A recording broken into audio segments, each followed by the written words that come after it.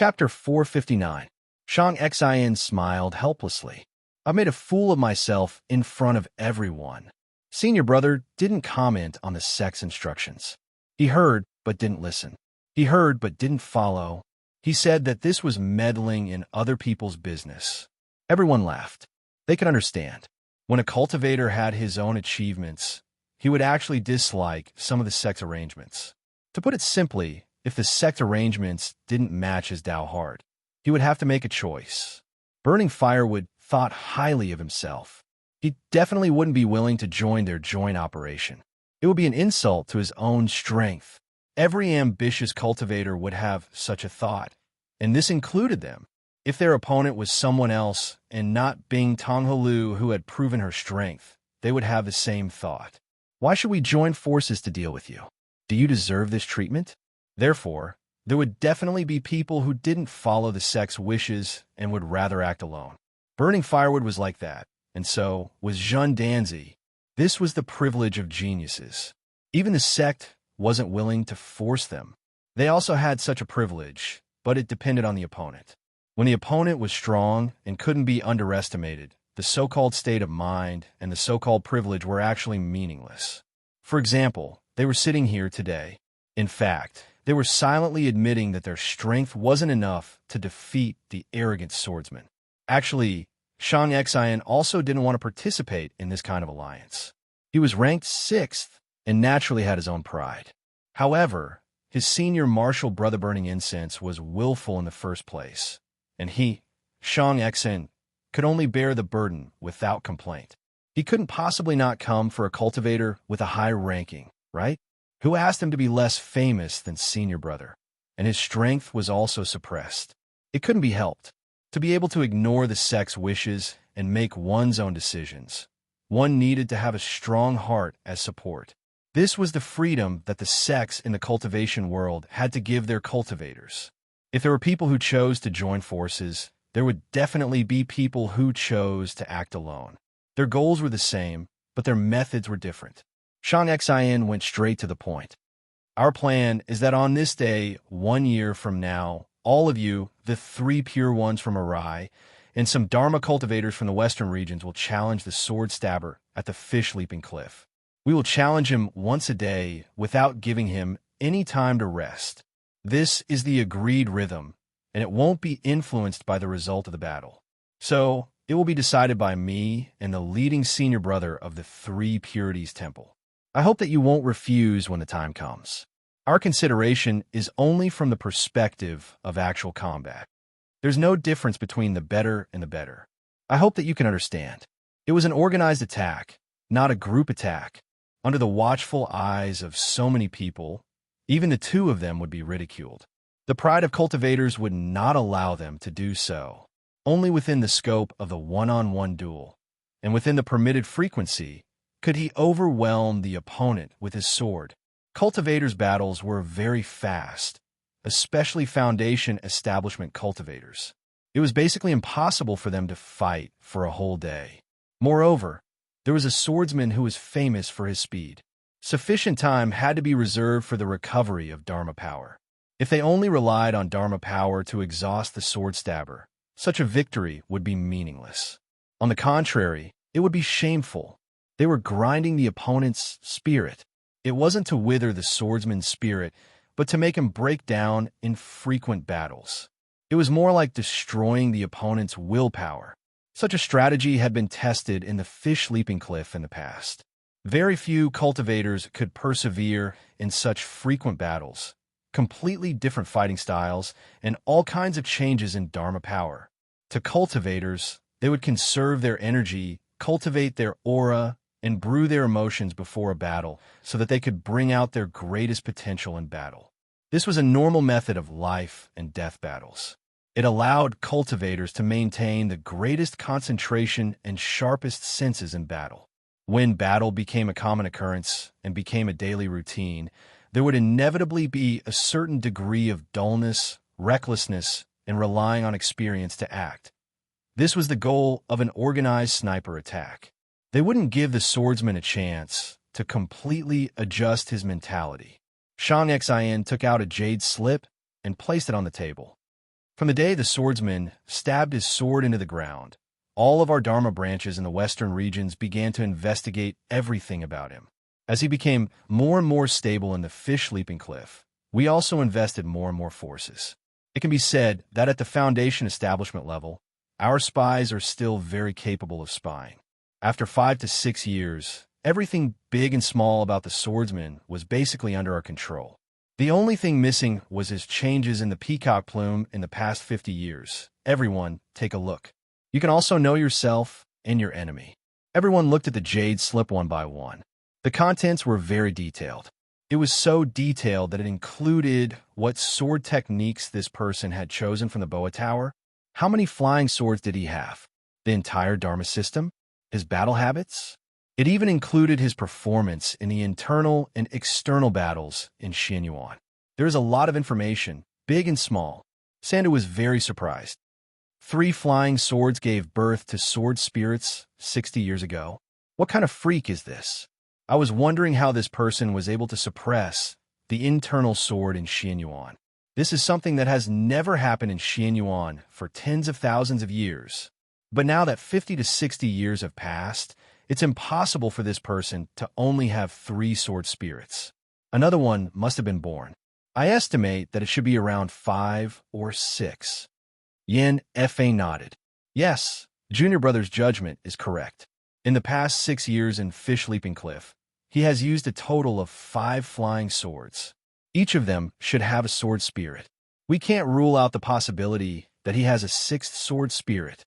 Everyone was surprised and couldn't help but carefully calculate their chances of winning against this person in the future. To be honest, it was very difficult. Another cultivator said, "The Big Dipper star scripture? This person's Dharma technique is actually the star system of our Orthodox Taoism. This is difficult. The star system is considered a top-notch Dharma technique in our Taoism. There are very few that can stand shoulder to shoulder with it. But Senior Brother Shang Xian, you shouldn't be unfamiliar with the star system, right? From what I remember, your sect seems to have a technique that specifically targets star system techniques. Why don't you invite a senior brother who is proficient in this technique? I'm sure you'll be able to achieve twice the result with half the effort." Shang Xian smiled and didn't hide anything. When it comes to the star system, among all the Dharma lineages in the 5 rings, the 3 pure ones are actually the ones that target it the most. I, Wu Shang, am proficient in the star system, but the 3 pure ones are diligently practicing the star system. Why do you think this is? Everyone laughed. This was an unavoidable scheming within the Dharma lineage. Just like how the 3 pure ones diligently practiced the star system, Wu Shang was also pondering over how to deal with the 1 Qi into 3 pure ones. If this swordsman didn't practice the star system technique, but one of the 3 pure ones' basic techniques, then his best opponent would undoubtedly be Wu Shang. Targeting was omnipresent. If he didn't do this, how could he have survived for 10,000 years in this cruel cultivation world? Chapter 460. Sandu also had his doubts. Senior Brother, there's a small problem with the jade slip. This swordsman actually fainted at blood. Is that even possible? How could a cultivator with such powerful mental strength have such a low-level weakness? Moreover, this person actually wanted to specialize in magical techniques when he first entered Xianyuan. Who is this person? Why is he so strange? Lu Xiaoyi's secret had been discovered after all.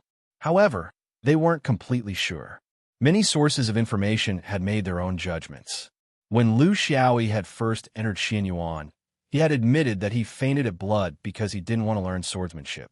At the time, besides the 2 hall masters, several other Foundation establishment cultivators had been busy with other matters. Originally, it was just a small joke among cultivators. However, when Lu Xiaoyi rose to prominence and began to set off a storm in the Dome, his past was put under a magnifying glass. His old grudges were dug up. That included the joke he had made back then, which everyone thought was a lie. Candied Haws. Why do you have to lick Candied Haws? When cultivators had suspicions, their more meticulous thinking would often allow them to grasp the essence of the matter more easily than mortals. However, it was still a guess, so they just brushed it off. Maybe, maybe not. Who knows if we don't try? Although Shang Xin played it down, no one was fooled by his indifference. When they looked at the skinny old man among the cultivators, they all understood what was going on. Those who could stand here were the elites of the elites. Most of them were the senior brothers of their respective sections. Most of them were in the top 100 of the Fifth Ring's ranking list.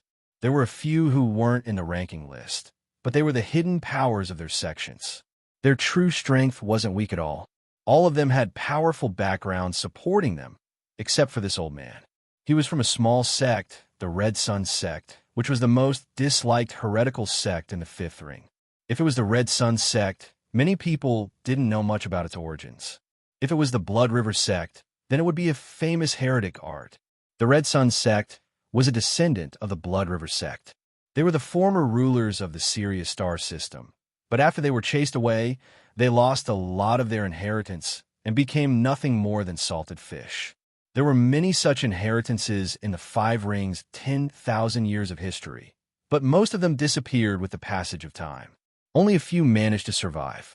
First of all, they knew how to be patient, and second of all, Wushang had deliberately let them go. Lineages like the Crimson Sun sect would not dare to appear on the ranking list, for fear of being beaten up by others. However, that didn't mean that they were weak. Some of them were quite capable. Especially under such circumstances, inviting a cultivator from the Red Sun sect to participate in the plan was very meaningful. Swordsman was the bane of evil. However, the bane of evil was actually mutual. Therefore, it could be said that evil was also the bane of swordsmen. In a place like the Five Rings where orthodox Taoism had absolute influence, evil was not a cornerstone, so it was very difficult for them to develop. However, their extremely unique skills were undeniable. In certain situations, they could often achieve miraculous results. For example, the Blood River sect couldn't taint the flying sword of a swordsman, but they could taint the physical sword of a swordsman to the greatest extent. Therefore, inviting a cultivator from the Red Sun sect could kill two birds with one stone. Not only could they taint the sword, but they could also test whether that guy was scared of blood. Unfortunately, the Red Sun sect was too weak, and the Foundation establishment cultivators in the sect were too weak. Apart from this skinny old man who stood out like a crane among chickens, there was no other Blood River cultivator with sufficient strength. Even if the Blood River had a miraculous effect on flying swords, the strength of a Blood River cultivator was also very important.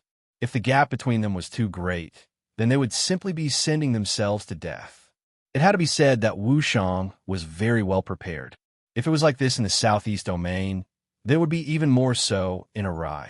With the relationship between the Three Pure Ones and Xianyuan, how could they not do their best? The group of people spent their days in the Heron sect leisurely. Gradually, some cultivators left one after another. People like them would not gather together to go to fish leap.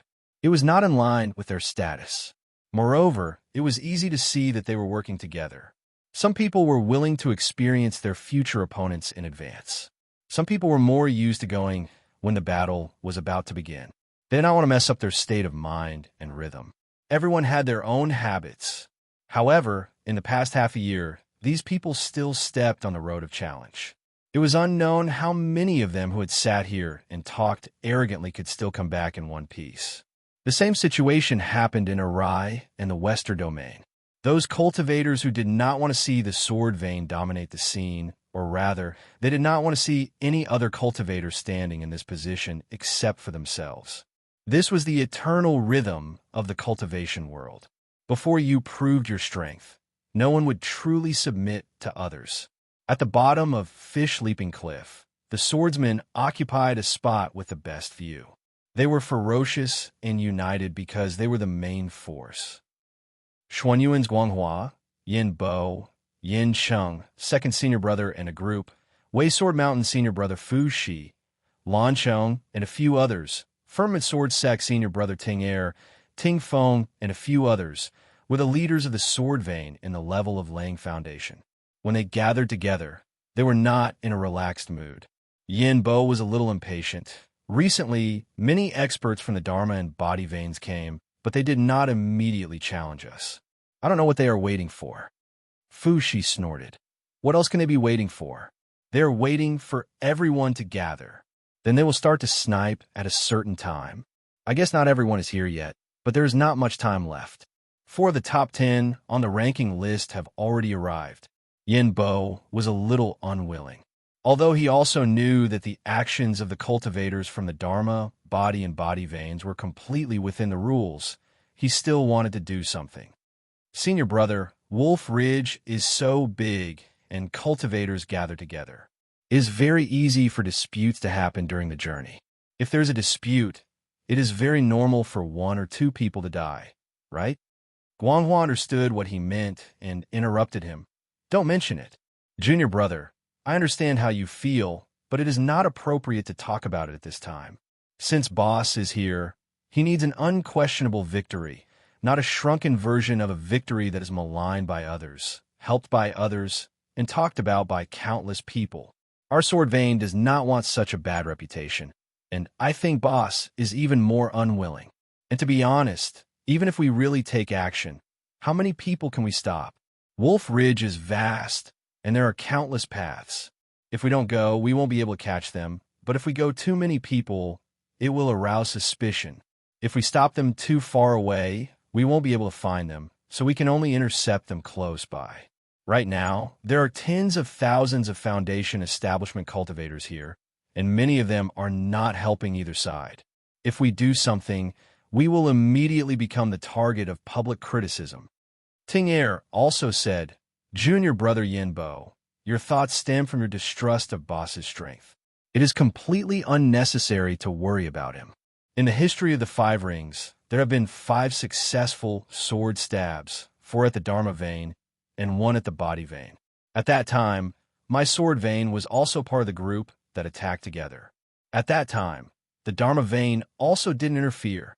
If the Dharma vein can do it, why can't my sword vein do it? At the end of the day, this is boss's own path, his own stage, and he can only act it out by himself. We can't spoil his performance with good intentions. After this battle, if we succeed, boss will enter a new level of mental state. We can't cause him trouble. Chapter 461. Yin Bo was speechless. Of course, he understood these principles, but he felt aggrieved that he couldn't do anything about it while being schemed against by others. However, facing these schemes calmly was a part of the sword. If you want to be powerful in the 5th ring, you have to accept these. Yin Shen advised, if you have the time to grumble here, why don't you burn some incense and pray for the heavenly Tao's favor? Also, can you change the calligraphy that you asked someone to write for you? Why don't I read it in the same style? Yin Shen's advice made Yin Bo choke. He suddenly realized, when did he become the weakest of the 4 people in the Wolf's Ridge mission? Guang Bei's heroic spirit above. This was needless to say. With Cigarette Butt's current strength, no matter how thick-skinned he was, he couldn't straighten his back. Yin Shun had always been unreasonable, but he couldn't do anything about it. He twisted his neck. What's there to change? My sword is still here. It sounds pretty good. As for burning incense for that kid, what are you thinking? I'll burn it after he dies. The community of Dharma veins was boundless. Those famous figures were always surrounded by large groups of fans. Of course, ordinary cultivators were unable to get close to them. Those who were able to get close were the elite disciples of the large sects, as well as cultivators who had failed in the past 6 or 7 years but were lucky enough to survive. They were brainstorming their own battle experience, judgment of the swordsman's methods, possible weaknesses, and so on, provided enough theoretical basis for future challengers. In a battle between cultivators, if they only knew a little about the opponent's strength, it would cause them to worry about their gains and losses. However, if they understood it to a certain depth and was very comprehensive, it would be of great help to the battle. The guest came from afar, striking between heaven and earth. The Tao of chess was born and died, returning to see the lotus. In the eyes of mortals, this was what a real cultivator was like. He had the aura of an immortal, wasn't calculative, and was in accordance with nature's Tao. This kind of thinking was wrong. Even a great cultivator who had reached a certain level could come and go with such confidence on the surface. It seemed unruly, but it was in accordance with the will of the heavens. For example, the choice of timing, the control of the environment, the cultivation of one's aura, the self-judgment of the Tao, and so on. There were many factors considered, but ordinary people couldn't see these things. Most people could only see the elegance of that strike, but they could not see through the countless preparations behind it. The true unruly and carefree attitude was when one stepped out of the toilet and saw one's enemy right after taking a dump. However, this kind of carefreeness was almost certain to result in failure. Cultivation is an extremely complicated process. It's impossible for a brainless person to walk through it. If even great cultivators were like this, there was no need to even mention these minor foundation establishment cultivators. It was just that the major cultivators could hide their preparations and schemes, appearing calm and indifferent to the outside world. However, the minor cultivators couldn't do the same. They had to grit their teeth and gather their strength. Their faces and ears turned red. Everything they did was on the surface. Because their realm wasn't high enough, they still couldn't touch the edge of the Tao realm. The appearance was different, but there was no difference in essence. This was cultivation. Of course, there were also those who turned a deaf ear to this. They only cared about themselves and didn't care about the outside world. This was another way. At the edge, far away from the core circle, there was also a small circle. There were only 4 or 5 cultivators. They were dressed in ordinary clothes and had ordinary cultivation. At first glance, one could tell that they were a small group of disciples from a small sect who had come together to watch the novelty and broaden their horizons. There were many such existences in the current fish-leaping cliff, accounting for almost half of the total number of people. They were not novelty at all. They were the real spectators who didn't even have the qualifications to participate. However, they were also different from other small groups. There was actually a young girl in the bud among the 5 people. There were countless cultivators at the foot of the fish-leaping cliff. There were men and women, old women, beauties, and young girls of all shapes and sizes, competing for beauty. However, this young girl was unique here because she was a chi cultivator. Nonsense. It's really nonsense. With your cultivation, you don't even have a Tao foundation. How dare you come here to join in the fun? Don't you know the dangers of the cultivation world? A skinny old man was trying his best to suppress his anger. He was here to make a contribution to the sect, but he didn't expect such a huge mistake to happen behind his back. He had gone through tens of thousands of foundation establishment cultivators on the Pingtian Plateau, but none of them had brought the old or the young. Even the junior brothers and sisters with weaker cultivation weren't brought along. However, his tiny Red Sun sect, which was the legacy of the lost clans of the former region, had brought along a chi cultivator who wasn't even a foundation establishment cultivator. How could he be at ease? The skinny old man was the eldest senior brother of the Red Sun sect who had gathered at the Heron Gate. This young girl was his only child. He had kept her in the sect and raised her. She was a little spoiled, but he didn't expect her to be so daring. However, the young girl didn't admit her mistake. She stubbornly said, "Father, you still know the danger? If you really know the danger, you shouldn't have come here. I'm indeed too weak to stand up to the wind here, but what about you? In front of those wolves, tigers, and leopards, what's the difference between us? I'm here to persuade you to go back. Our Red Sun sect doesn't need those empty titles. I just want to live a peaceful life. Mother, father, let's go back. This isn't a place we should be." The old man had mixed feelings. He didn't know how to answer his daughter's question. Was his daughter right? Of course she was right. A small non-mainstream force like the Red Sun sect shouldn't be involved in such a quarrel at all. Their shoulders were too narrow. They couldn't bear it at all. If they lost, they would most likely lose their lives. This was because of the viciousness of the swordsmen's flying swords and the close-range nature of their Blood River skill. If they won, they might bring disaster to the sect. How could a vengeful sect like the swordsmen spare a small character like them? Xin Yuan didn't even need to do anything. The Firmament Sword sect in the southeast region could find a reason to wipe out the entire Red Sun sect. But how could he not come? The Supreme Being had personally called his name. He also knew that he was the only foundation establishment cultivator in the Red Sun sect who was presentable. How could he say no? Would the sect dare to refuse? If he refused now, in less than 100 years, the Red Sun sect would become history in the Fifth Ring. The best way was for him to die here. In this way, the Sword Vein wouldn't find trouble with the sect, and the Supreme Being wouldn't either. After all, he had already tried his best. So many geniuses couldn't win, let alone a small, unorthodox practitioner like him. He only came because he hoped that his Blood River skill would be able to perform miraculous deeds. But he couldn't tell this to his daughter. Xiaosu, you don't understand. Since you're here, it's not appropriate for you to go back now. It's better to wait for the fish leap contest. When there are more practitioners returning, it'll be safer. Xiaosu stared at him. Of course I won't go. Mother said that if you insist on not going back, I'll bring your corpse back. Chapter 462. The elder was dejected. He turned to the other junior brothers with an unhappy expression. What's wrong with all of you? You can't even keep an eye on a Chi refinement warrior? The junior brothers knew that they were in the wrong. One of them explained, Senior brother Yapu, please don't be angry. We didn't have a choice. Who knew that Xiaofu would be so daring? She dared to ride the winged bird that you gave her and entered the Wolf Ridge alone? We chased after her the moment we found out. You also know that it's difficult for us to move around in the Wolf Ridge. That's why we didn't manage to catch up with her. Later on, we found out that Xiaofu was lucky. She met a few loyal people who were also heading to Fish Leap. They couldn't send her back and could only bring her forward. Later on, we chased her all the way to the Pingtian Plateau before we found her. Yappa was stunned. Then he sighed. He had nothing better to do. Why did he get such a flying beast for his daughter? He brought this upon himself. He kept blaming himself, but he didn't expect his daughter to be so much stronger than him.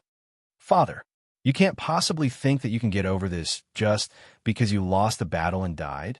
If that's your plan, then it will have a far-reaching impact on Hong Yang. Will the Sword Vein forget about our participation? The Supreme will look down on us because of our incompetence, because Hong Yang has no value. Since you're here, then treat this as a personal challenge for cultivation. Give it your all and leave no room for negotiation. The future of the sect shouldn't be shouldered by you alone. We all have our own paths in the future, so who could decide whose path? Others may not know about your strength, but we do. You're not inferior to those so-called experts on the ranking board. Maybe you won because of your special technique? If that's the case, Xuanyuan's character is to admire the strong. The supreme style is to respect the forces with value. In the eyes of all the Foundation establishment cultivators in the Five Rings mainland, you're a hero. If that's the case, then maybe nothing will happen. Yappa couldn't help but laugh. This little fellow actually came to teach him how to adjust his Dao heart. But what he said seemed to make sense too. That's right. Since when had his Dao heart been influenced by countless helplessness? It was no longer as pure as when he first established his Dao foundation. Perhaps this was a chance for him to change? As for victory or defeat, life or death, let it be. The storm was brewing, and the clouds were pressing down on the cliff. Even the slowest person could feel the oppressive and silent atmosphere at the foot of the fish-leaping cliff. This meant that the most challenging attack against the sword stabber was about to begin. The people from the southeast region had all arrived, and so had the people from Arai. The people from the west region were the last to arrive, and they had the least number of people. However, they still held firm to their Dao hearts, and would not allow any cultivator to stand on their heads and shit on them, regardless of whether it was a swordsman or a Dharma cultivator. However, the sects that came from the western regions were all powerful sects, such as Jialan, Lingord Cave, Wanjing sect, and a few others. For the small and medium-sized sects that made a living in the western regions, they had to consider the living environment in the western regions in the future.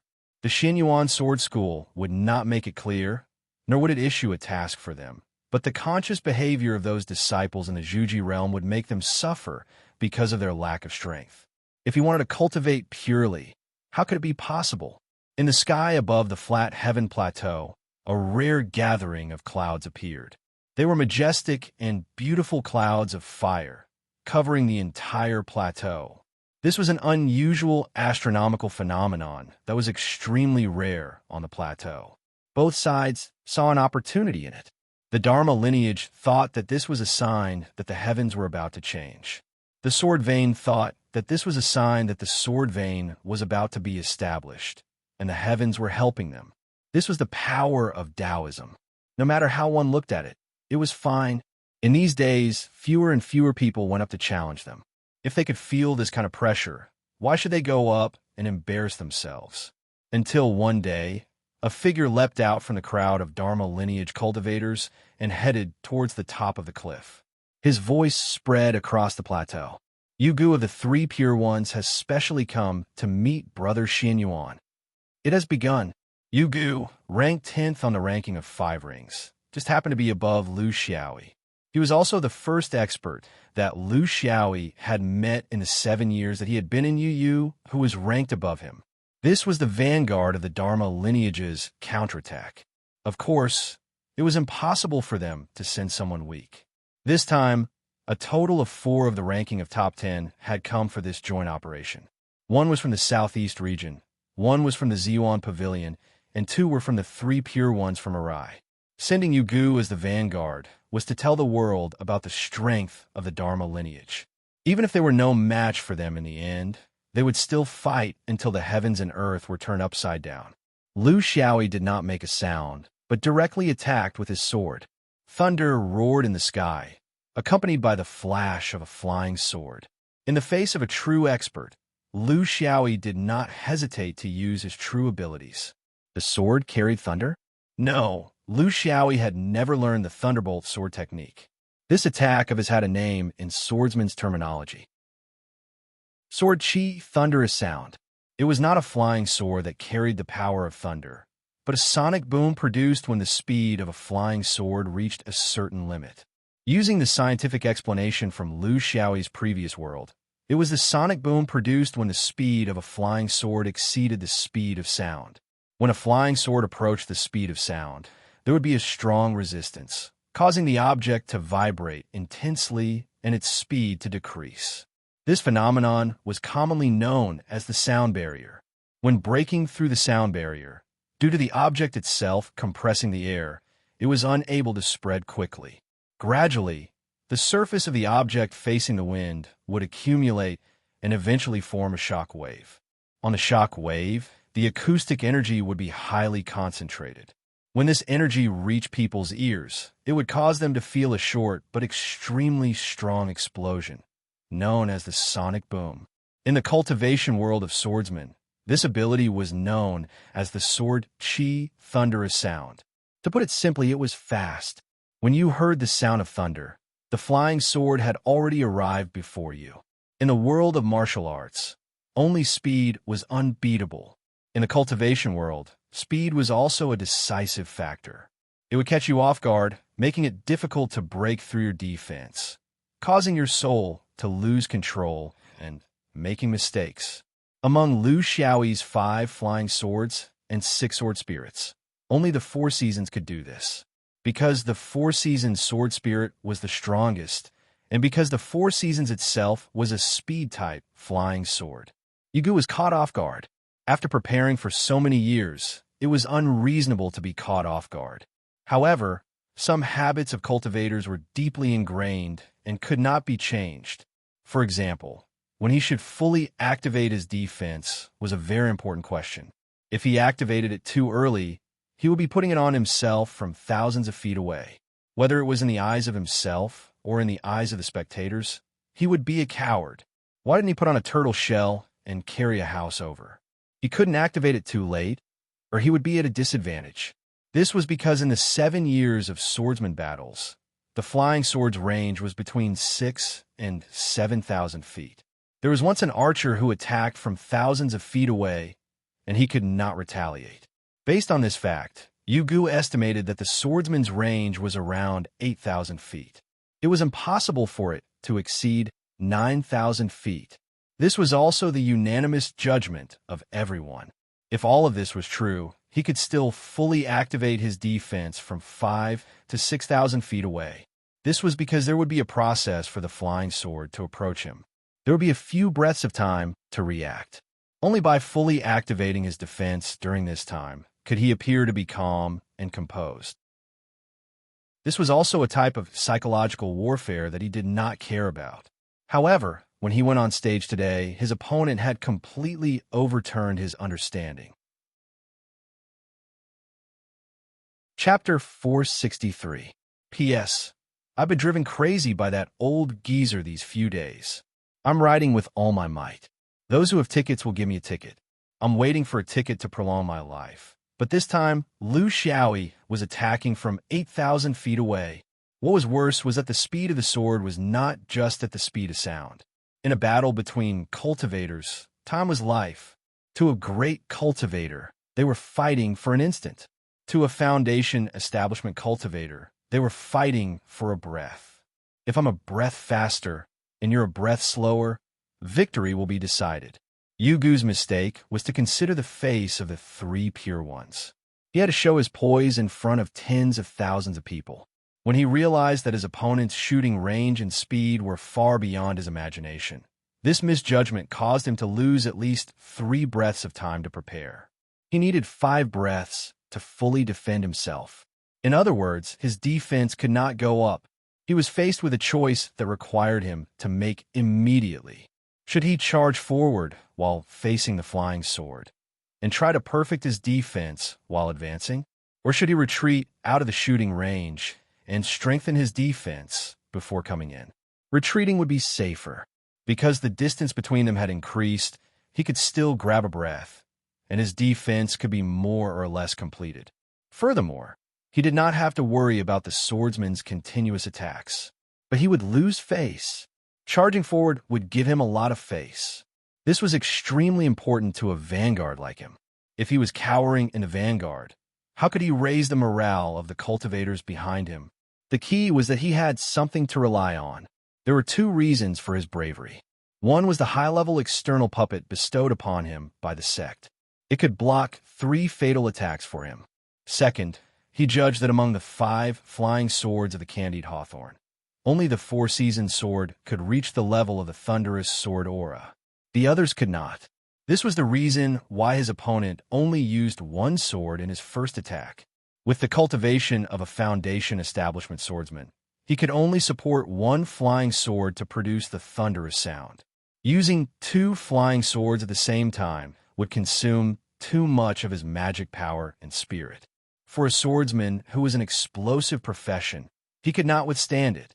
An outstanding cultivator not only had to assess the situation, but also had to have the courage to seek opportunities in the midst of danger. Seeing that his opponent's first strike contained the sword Qi Thunderous Roar, he thought that his other flying swords would also possess the sword Qi Thunderous Roar. This was a loss of intelligence, not the will of an expert. Therefore, at most, he would lose an external puppet, but it would boost his morale and help him get closer to his opponent. It was worth it. Yu Gu increased his speed to the maximum. At the same time, he tried his best to put up a defense on his body and activated his magical item. He hoped that he could defend against his opponent's attack that would change the weather without using the final move of his external puppet. Unfortunately, Lu Xiaoyi was fully focused on controlling the power of the 4 seasons. So how could his incomplete defense withstand it? The 2 magic tools were knocked away, and his protective Qi shield was broken. The flying sword didn't slow down at all, and when it came into contact with his body, the sword Qi suddenly exploded. It was a gorgeous firework, and the intense explosion of spiritual vigor within it made Yu Gu's posture somewhat unstable. The explosion of spiritual vigor was the effect of his external puppet. Yu Gu wasn't hurt at all, but half of the defense circle around him had been destroyed. Apart from the 2 magic tools that could still be used, the rest of the defense spells, talismans, and his own Qi shield were all destroyed and needed to be restored.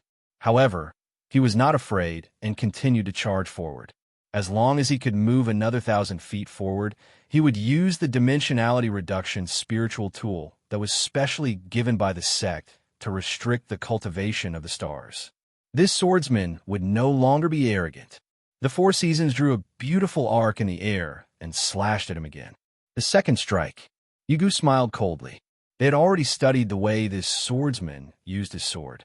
It was always one sword that was strong and one sword that was weak. When it was strong, it was hard to resist, but when it was weak, it was ordinary. They judged that he was using some kind of unbalanced continuous attack, which weakened the power of one sword to strengthen the other sword. He was confident that his defense could withstand this strike. The Wu god gathered all the strength in his body and released a spiritual attack. Yugu never thought that there were two sword spirits hidden in this flying sword. His opponent was still 7,000 feet away. He couldn't understand how the spiritual attack could be launched from such a distance. This was completely beyond the ability of a Foundation establishment cultivator, especially when it was so abundant and refined. It penetrated his brain and made him lose control of his magic tools in an instant. The Four Seasons' power was indeed not there, but if it was only facing an old white sheep that had lost its defense, the second external puppet suddenly exploded. When Yugu finally regained his senses and regained control of his body and magic tools, the devil-like flying sword arrogantly circled in the air again. The third strike, Sword Chi Thunder, another strong sword. Yugu's heart was broken. At such a close distance, he knew that he couldn't block it. He could only subconsciously control his two magic tools to meet it. He finally made a mistake. Since he couldn't block it, he should just not block it and let the last external puppet take care of it. He only needed to release as many defensive spells and magic tools as he could to prepare for the next flying sword attack. If he could do this and block part of the spiritual attack while being prepared, he still had a chance to block the fourth weak sword. This would be a turning point, but he didn't. Fear had already dominated his instincts. He futilely controlled his magic tools to meet it head-on. As expected, he was sent flying and temporarily lost control of his magic tools. When the flying sword fell, there was still a burst of spiritual vigor. At this point, the precious external puppet given by the sect was exhausted when it was still 7,000 feet away from the opponent. This was simply unimaginable. At this point, even if he wanted to run, how could he still have the chance? He could only watch as the flying sword made a sharp turn in the air and chopped down on his head. The fourth sword was an ordinary weak attack. As long as he could block it, or at least partially block the opponent's spiritual attack, the Wu God spiritual attack came as expected. It was still sharp and aggressive, but once a cultivator was on guard against spiritual attacks, they could always find a suitable way to seal themselves. Yugu came from the Three Pure Ones and had countless experience in this area. Under the seal, he was able to offset most of the spiritual attack. He breathed a sigh of relief in his heart. When he gathered his remaining strength to defend against the next flying sword, he was shocked to find that his external defense system was gone. His magic tools were sent flying. He didn't have time to cast his spells and talismans. He only had his weak body's aura shield. The flying sword fell. The sword's aura wreaked havoc. A red light suddenly appeared, and the figure fell. Lu Xiaoyi didn't add another sword. He knew very well how heavy his own sword was. Some cultivators flew close to the ground to avoid causing misunderstandings. Usually, in this situation, in order to save people, the opponent would no longer chase after them. If they could save people, they would save them as soon as possible. Many cultivators in history were saved in this way. But this candied hawthorn was too ruthless. This time, the 7-year sword was stabbed. There were only two outcomes for the defeated cultivators. Either they were unharmed or they were dead. But after all, the Three Pure Ones' body techniques were extraordinary. Perhaps it was because the fourth sword was relatively weak, but even if the flying sword pierced through his body, Yugu still managed to hold on until the moment he saw his senior and junior brothers. Even if the Three Pure Ones' supreme holy medicine was stuffed into his mouth, it only allowed him to hold on until he said the last sentence. I have to carry the shell up. Chapter 464. Yugu's last words were very moving.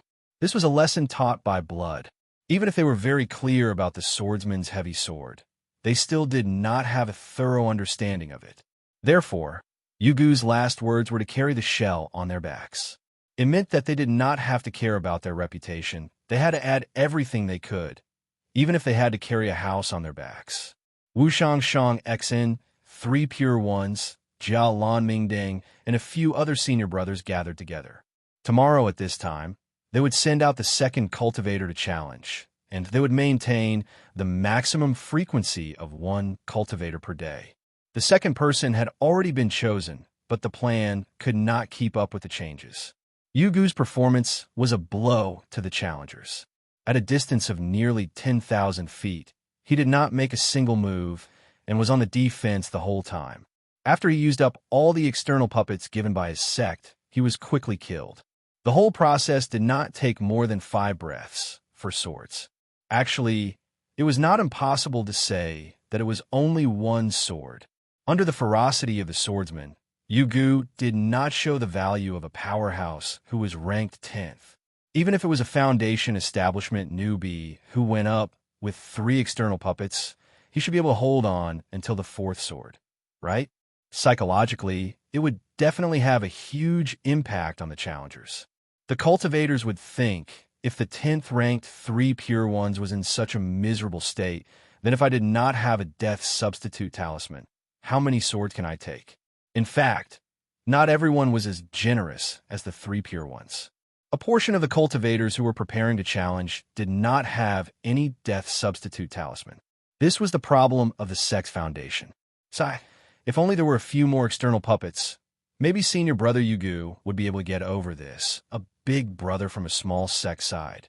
He was just trying to find something to say to break the awkward atmosphere.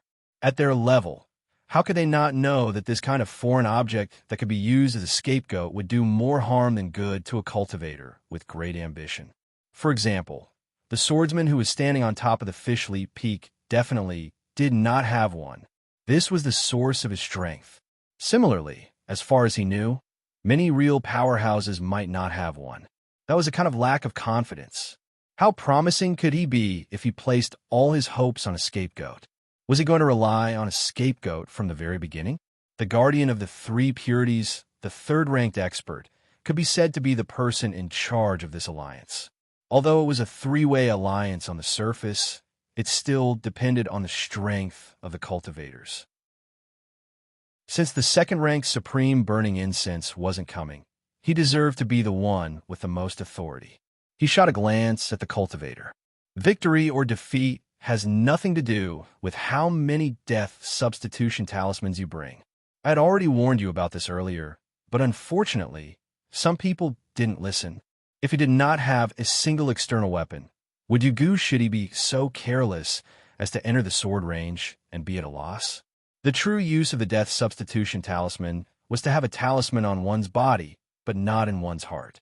Fighting in a state of mind without talismans was the true use of the death substitution talisman. Unfortunately for us Foundation establishment cultivators, if we had talismans on us, we would naturally take this aspect into consideration during battle. This is the Tao of death substitution. The body has the heart, but the mind doesn't. I know that I can achieve such a state of mind. I chose the lesser of 2 evils, so I didn't bring any external weapons. I have no right to ask others, but everyone must think clearly. Even if you bring 100 death substitution talismans, you will only die 100 more times in the hands of the swordsman. As far as I know, even burning incense doesn't bring such things. He won't even bring candied haws. To a powerhouse, if you don't bring it, you won't be killed. If you bring it, you will definitely be killed. Shuru's words were also used by this cultivator to remind everyone. In this alliance, due to the fact that the opponent was extremely strong, it would be difficult for anyone to survive. Therefore, everyone brought almost all of their belongings and trump cards, even including the treasures of their sect's inner treasury. It was all for an extra chance, an extra guarantee. The death substitution talisman was only one of them. However, one of the disadvantages of doing so was that one's mentality would be unbalanced. Relying on something that one wasn't familiar with would instead affect the cultivator's usual battle habits and style. It was hard to say whether it was good or bad. In any case, Yugu had suffered a huge setback because of this and lost his life. Before he died, he was still shouting about putting on a shell. Was that the problem of putting on a shell? However, this kind of thing wasn't easy to talk about. It involved everyone's ideals and couldn't be forced. He could only use this as a pretext to make a fuss. Very quickly, he turned to the main topic. For tomorrow's battle, it's no longer appropriate to follow the original plan. We need an opponent who can at least exchange blows with us, or someone who can protect himself even if he loses. Otherwise, if this goes on, he'll die if he goes up. How can there be any morale? Fellow junior brothers, do you have any recommendations? Shuru's words weren't just words to scare people. At least among the Dharma lineage group, a trace of fear had already begun to quietly spread. They believed that the Dharma lineage would definitely defeat the swordsmen in the end. However, before that, they also firmly believed that they would have to pay a heavy price. Before the victory, it wasn't easy to be the paving stone for someone else without a bit of fearless dedication. Xiao Qiu held her father's hand tightly. Her heart kept sinking until there wasn't a single glimmer of hope left. Although she knew that her father's strength wasn't as simple as it appeared to be, there was always a limit. Compared to an elite Foundation establishment cultivator, there was no meaning in competing at all. She even suspected that her father wouldn't have the chance to drag his opponent into the river of blood. Although she was unusually intelligent, she couldn't help it all on this stage that didn't belong to her. She only hoped that her father's turn would last longer, just a little longer. Yapu held his daughter's hand. He had this daughter at an old age and usually doted on her like a treasure. Now that he thought about it, he had spoiled her a little. However, at this point, he didn't want to change anything. He could only cherish what he had. He said softly, "This Yugu died purely because of his arrogance. Don't worry, Xiao Qiu. I have a way to get close to that swordsman and drag him into the river of blood. Although I still don't have a big chance, I'm not completely powerless." Xiao Qiu suddenly had an idea. "Father, what if you can communicate with him during the battle? For example, set up a trap and let him injure you? Wouldn't you be able to preserve your life and protect your sect and family? I heard that the Xianyuan swordsman isn't an extremely evil person. They're usually lenient towards those who beg for mercy." Yapu looked at his daughter and stared seriously into her eyes. "Xiao Qiu, you haven't cultivated for long and haven't built your Tao foundation yet. Therefore, I don't blame you for saying such things. For mortals, there's a deity watching over them. For cultivators, the Tao of heaven hangs in the heart of every cultivator. It's real and can't be profaned. If I do that today, it's the same as cutting off my own Tao path. I won't have the slightest chance of improving myself. I'm almost 200 years old this year. How many more decades do I have? Therefore, don't say such things in the future. Don't even think about it. Since you've already started cultivating qi, you have to abandon these ideas." Yapu's heart was filled with grief. He wasn't afraid of death, especially when he was already in the foundation establishment stage. However, he was really worried about his daughter. She was spoiled, willful, and extremely daring. Without him, would her mother be able to control her? Chapter 465. Unlike the heavy atmosphere in the Law Vein gathering grounds, the swordsman's territory was filled with cheers. It was too straightforward. They had truly unleashed the unparalleled offensive power of the swordsman to the extreme, especially the swordsmen who made up the majority of the swordsmen. In the past few years, the Fish Leaping Cliff and the Flat Sky Plateau had been the foundation of their glory. Every single swordsman was proud to be a witness to this scene. Of course, there were also their jealous cousins beside them. Lu Xiaoyi's performance in the battle was what every swordsman dreamed of. One hit, one kill. Killing until you couldn't even retaliate. It was so depressing. But while it was satisfying, not many people could understand his swordsmanship. It was inexplicably heavy, inexplicably fast, and inexplicably stupid opponents. Of course, they couldn't tell that there were two sword spirits in the Four Seasons, so they were very confused about Yugu's response. How could these swordsmen and physique cultivators become stupid in front of their boss? There must be something wrong with the sword. Unfortunately, their boss was a man with a sword spirit, so they couldn't learn it. Now, in the sword vein, whether it was Xian Yuan, Wei Sword Mountain, or Firmament Sword Sect, they all unanimously called Lu Xiaoyi their boss. The world of cultivation was a world where the strong were respected, especially in the orthodoxy of the sword range. Strength was almost the only standard. There was no need to consider age, seniority, or whether a person was noble or not. Being able to kill was the standard. Lu Xiaoyi had now killed his way out of the area and reached the stage of the fifth ring, where there were close to 1 million foundation establishment cultivators. To be able to kill the 10th strongest cultivator in one strike, it was a bit of an understatement to say that he should be in the top 3. He deserved to be called their boss, which was intimate and natural. Most importantly, their boss's Taoist name was too unpleasant. On the second day, Lu Xiaoyi found out that his opponent was a physique cultivator, Duan Baosher of the Sky Running Fitness. To be chosen to challenge him after Yugu was killed, this person must have some special ability, right? He had a grudge against Tianxing Jian. He was the one who killed Tumu in the Peacock Palace. That would explain why Tianxing Jian dared to stand up for him. They needed a place to prove their strength, and Fish Leaping Cliff was just the right place. 1,000 feet away, Duan Baosher revealed his dharma. However, this was not because he was timid, but because his offensive mystique could only be used in the dharma state. His attire was very unique. There were a lot of things scattered around his body. It was unknown whether they were made of stones or animal bones, but they were almost all over his body. For example, there was a string of more than 100 stones around his neck. There were also stone bone chains around his wrists, and there were even more around his waist and ankles. They looked like shackles. These things did not disappear after he transformed into his Dharma form. Instead, they grew proportionally. Each of them was the size of a millstone. The entire Dharma form was like an ancient giant that was still in the era of slash-and-burn farming. His weapons were these bits and pieces hanging on his body. He took a stone ball and rubbed it in his hand. The stone ball had already grown from the size of a millstone to the size of a horse carriage. He raised it above his head and exhaled. This stone ball, which was huge for a normal person, flew out of his hand and was thrown towards Lu Xiaoyi. This was a very special mystique called elephant toss.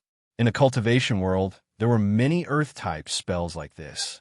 The most famous one was moving mountains, moving a mountain to press down on the opponent. However, this kind of spell was rarely used in battle. The bigger the mountain, the slower it would be. To be pressed down by a mountain, how slow would this person be? However, Duan Baosher's mystique was not to press down but to toss. In terms of speed, it could not compare to a flying sword, but in terms of power, it was quite shocking. The two of them were 1,000 feet apart. With the speed of the giant stone, it would take at least 10 breaths to reach Lu Xiaoyi. Therefore, the best way was to use speed to avoid these idiots. Lu Xiaoyi thought so. He used Star Escape and quickly made a large maneuver in the air. This was a test move. In the cultivation world, after a cultivator reached the foundation establishment stage, their attacks were all locked on by their divine sense. Otherwise, they would not be able to hit anything. The key was the strength of the divine sense lock. If the divine sense was weak, he would have a way to interfere and escape. Relatively speaking, he did not need to use all his energy to escape. If the divine sense was strong or he had other tricks, he would need to use a comprehensive method to escape before the attack arrived. For example, while using mental interference, he would make a large change in direction. He would use the inertia from suddenly climbing, diving, circling, and changing directions to escape the opponent's non-area of effect single-target attacks. Just like the fighter jets in his previous life, when they finally got rid of missiles, bait, change directions, environment, courage. These things were useless when the target was far away. They had to be close to the target to make the final gamble. The giant stone was still a dozen breaths away from him. He did not need to move so quickly. The reason he did this was because he wanted to see how strong this body cultivator's control over the giant stone was and what method he used. The answer was the worst. It was not a divine sense lock. It was a mysterious lock. In his armory, he had the Severing Luck Sword, But the problem was that he could not reach it at the current distance of 3,000 feet. The shortcoming of the Severing Luck Sword was that it could only attack the opponent's body. It was ineffective against the opponent's tools. This was because tools like flying swords and giant stones were not part of the Heavenly Fate Sword. This result meant that he would always be locked on. Even if his spiritual power was strong, he would be helpless, but he still had other methods. Intercepting with flying swords. The Four Seasons sword came out of the box. Speed-type flying swords were not only the best offensive weapons, but also the best defensive weapons. Because they were fast and flexible enough, they could be intercepted from a longer distance. It was necessary to increase the proportion of speed-type flying swords in the future. This was a story for later. Although the Four Seasons sword moved later, it still blocked the giant stone from far away on the body cultivator's side. That giant stone was very strange. It was not a natural object, but a product of the body cultivator's unique method. He needed to figure out the hardness and toughness of this object and whether it had any attributes.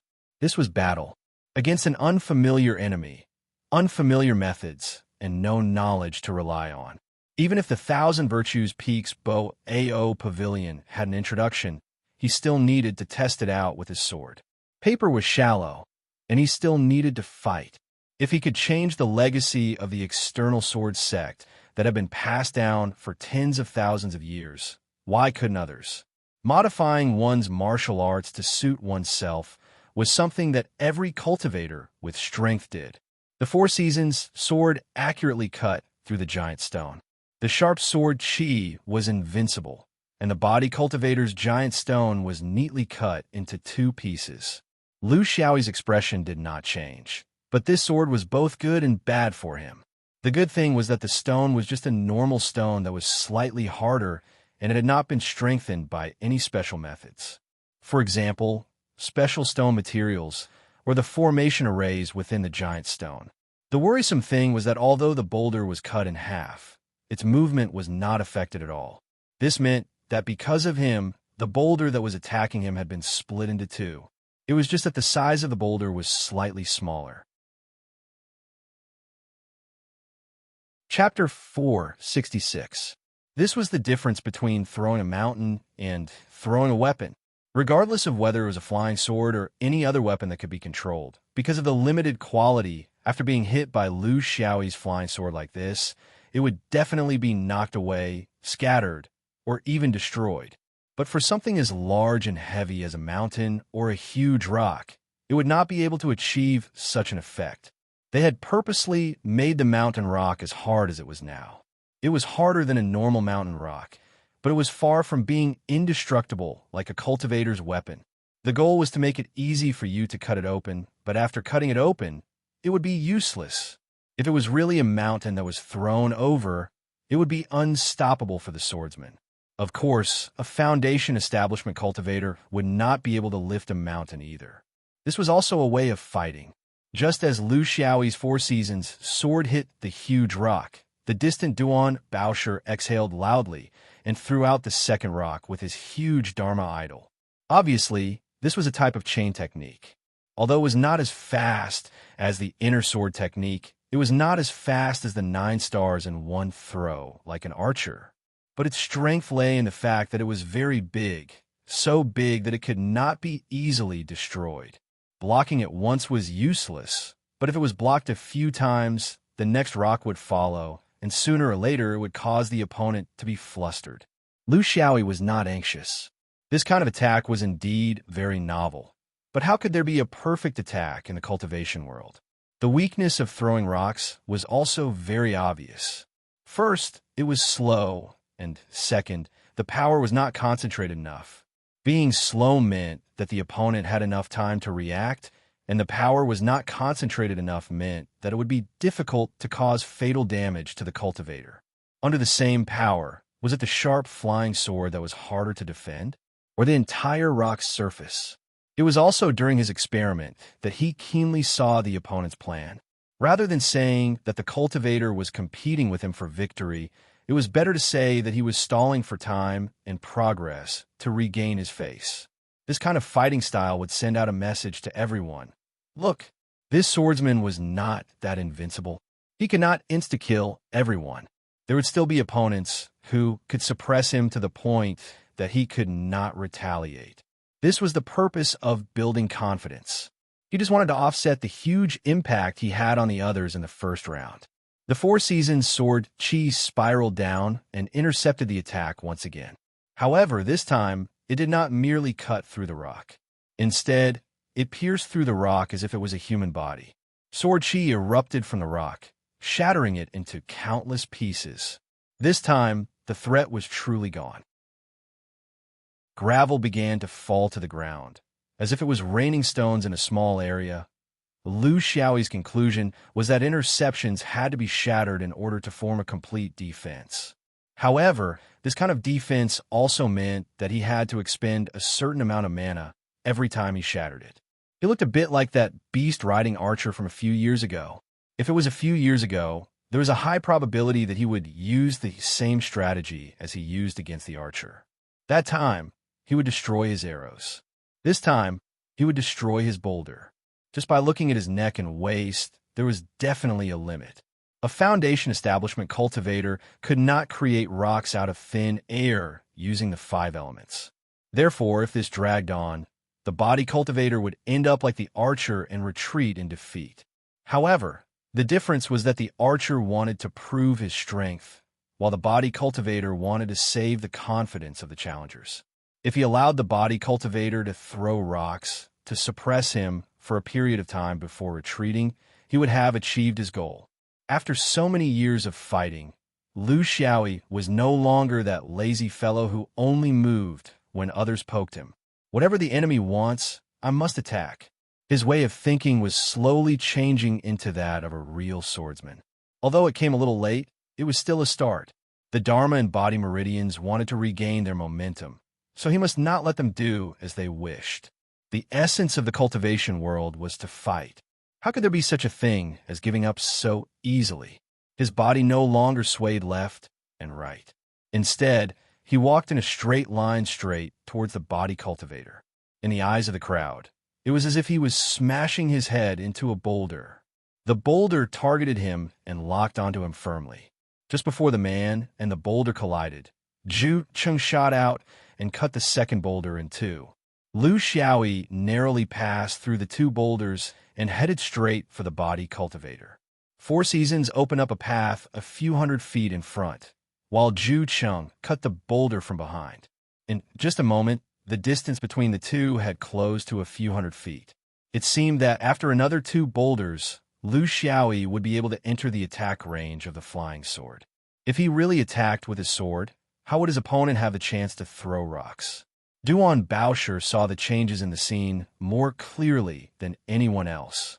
The Dharma power of a body cultivator had a qualitative increase in physical defense, but in terms of speed and agility, it had a qualitative decrease. How could a Dharma power that was over 100 feet tall be able to move as freely as it normally would? If he wanted to run fast and maintain the distance between them, he would have to return to normal.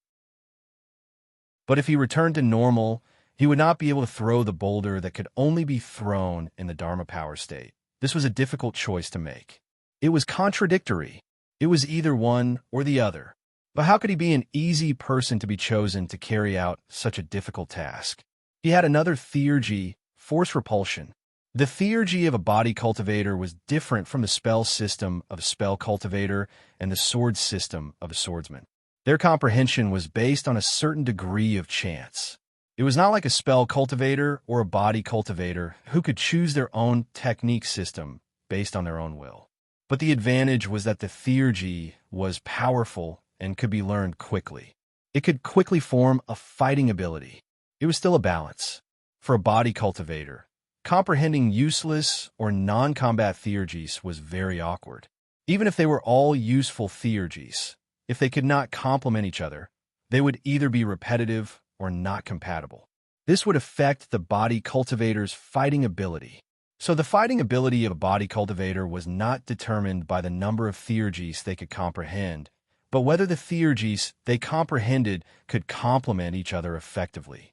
Just like Tumu and Buchu in the past, they were not famous for having many theurgies, but because their theurgies could form a system. Duan Baosher's ability might not be above Tumu and Buchu's. In some aspects, he was slightly inferior. But the combination of his two theurgies was a standard long-range attack. It was very rare. Specifically, when he used the elephant-tossing theurgy and force-repulsion theurgy at the same time, the strong reaction force of the boulder would give him a strong energy. It would allow him to gain an instant of acceleration in the opposite direction from where the boulder was thrown. This perfectly solved the weakness of the Dharma Power's slow movement. With the ability to throw boulders while retreating quickly, it would be extremely difficult for others to get close to him. It was very strange for a body cultivator to use long-range attacks. But this was nothing. There were all kinds of strange things in the cultivation world. There were even spell cultivators who liked to get close. Lu Xiaoyi closed indecisively, but forced a body cultivator to use another theurgy. Just as he closed in to 8,000 feet, he was instantly thrown back 1,000 feet. Duan Baosher's miraculous stone-tossing ability made the crowd of cultivators below cheer. To be able to use the combination of two theurgies to such a level was amazing. Many people were thinking, if they were the ones going up, would they be beaten up without being able to retaliate? Chapter 467. It was a little unexpected, but the current Lu Xiaoyi would not give up so easily like before. He was only using the heaven-measuring sword ruler now. He had not even used it yet. On the cliff of fish leaping, there was a limit to the range. He could not possibly jump out of the flat sky plateau, right? Without hesitation, Zhu Cheng cleaved another huge rock in front of him and passed through it. He was already familiar with this kind of stimulation, so he could do it with ease. He did not have to worry about the huge rocks behind him chasing him. This was the difference between throwing rocks and flying swords. It took too much effort for rocks to turn around, so it was not as easy as flying swords. In fact, Duan Baosher did not even want to control the rocks to smash back. It was impossible. At this moment, the body cultivator was 3,000 feet in front of Lu Xiaoyi. The Four Seasons were 6,000 feet in front of Lu Xiaoyi, and Zhu Cheng was 4,000 feet in front of him. As long as he could establish a connection with the Four Seasons with the heaven-measuring sword ruler, he was confident that he could immediately move 5,000 feet forward and bring the body cultivator into his attack range. A swordsman needed to be decisive. He could not be overcautious and worried about his gains and losses. Lu Xiaoyi made a sword sign and connected with the mysterious space. His body disappeared on the spot. The heaven-measuring sword ruler and shadow sword possession were both Xin Yuan swordsman's close combat skills. Similar skills existed in every orthodoxy, and they were all similar. They were the most basic uses of spatial skills at the foundation establishment level. They were the most basic uses. The distance was short, and there was an interval between uses. This was the consequence of not understanding the logic. This also meant that one had to be extra careful when using them. If one fell into the opponent's trap, the consequences would be unimaginable. One had to be especially careful of where one would appear after using the close combat skill. One must not let the opponent predict it in advance. However, Lu Xiaoyi's heaven-measuring sword ruler could appear at any point within 6,000 feet between him and the Four Seasons. It was impossible to accurately predict it without a deep understanding of spatial skills. And in the foundation establishment level, one did not have the foundation to do so. Body cultivators were very sensitive to mysteries because their divine ability was a kind of mystery. Before Lu Xiaoyi completely disappeared, Duan Baosher felt this change and finally smiled. Everyone thought that he was just a passerby who came to rebuild the morale of the cultivators. The best result would be to survive and defeat. His ranking on the ranking list was not high, and his strength was indeed inferior to those famous cultivators. However, this did not mean that he was willing to be an idle fish. He was also someone with aspirations and ambitions. He had stayed here for 6 years.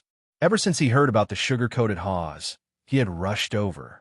It was not because he had a deep relationship with Tomu, nor was it because he took the honor of the sect as his own responsibility.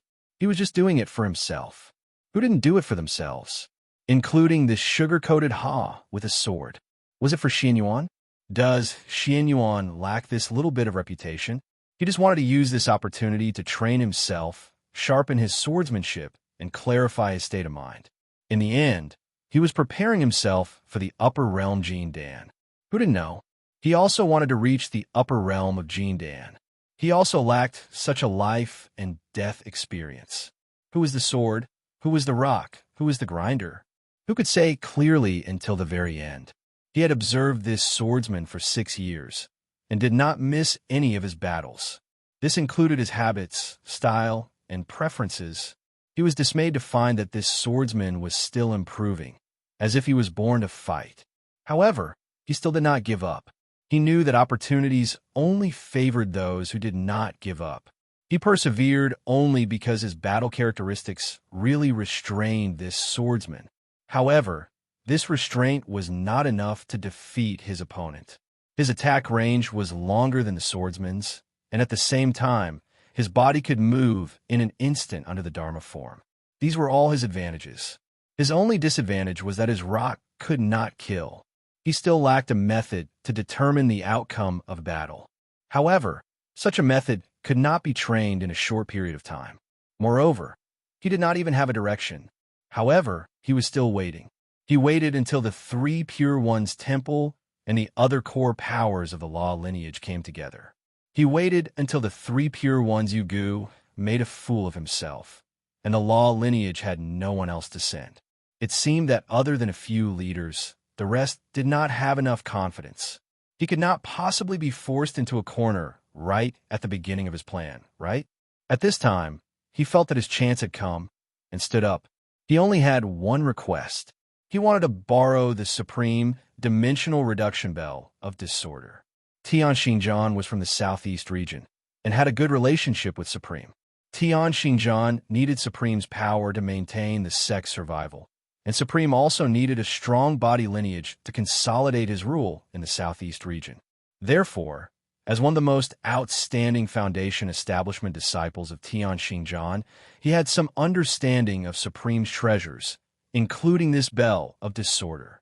The bell of disorder's function was to create chaos in space. It did not need to pinpoint the opponent's position and only needed to pinpoint the opponent's direction of teleportation. The most tempting thing was that this item did not need to be refined. It was a one-time use item that everyone could use. This was due to the restrictions placed on spiritual weapons by the Great Tao after the dimension reduction.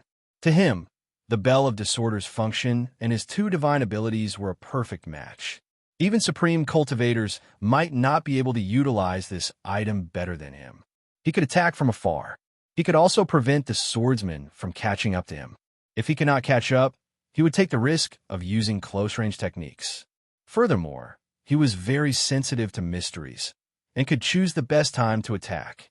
When he told him his plan, Shang Xinjiang thought about it carefully. In the end, he still showed the magnanimity of a cultivator from a large sect and handed the only bell of disorder in the sect to him. This was not Dafa's decision, but a decision made after careful consideration. If he were to use this item, he did not have the confidence to force the swordsman to close in on him. This was not a spell cultivator's specialty in battle. In terms of mysteries, the swordsman was indeed not as good as a body cultivator. It was difficult for him to grasp the timing, and a single mistake could mess up his state of mind. Most importantly, Xi and Ru, the 3 Pure Ones, had an influence on him. A truly powerful cultivator should be confident in what he had learned and should not place his hopes on the items that he occasionally obtained. After the first and second time, he would become addicted to the strange and powerful items and become dependent on them. That was not a good sign at all. He had even given up on the Death Substitute Talisman. So why should he place so much importance on this item? It would definitely affect his state of mind. Duan Baosher's wish came true. The entire battle had gone according to his plan. Just as he had expected, the swordsman stepped forward brazenly and began to hack at the rocks. When he revealed his Dharma form's ability to move, he finally couldn't help but use his close combat skills. The direction was clear. It was the connection between the swordsman and his furthest flying sword. There was no mistake. He would try his best to get as close to him as possible. The timing was perfect. With his sensitivity to mysteries, he perfectly activated the Bell of Disorder just as his opponent was about to disappear from his original spot. The Bell of Disorder lived up to its name.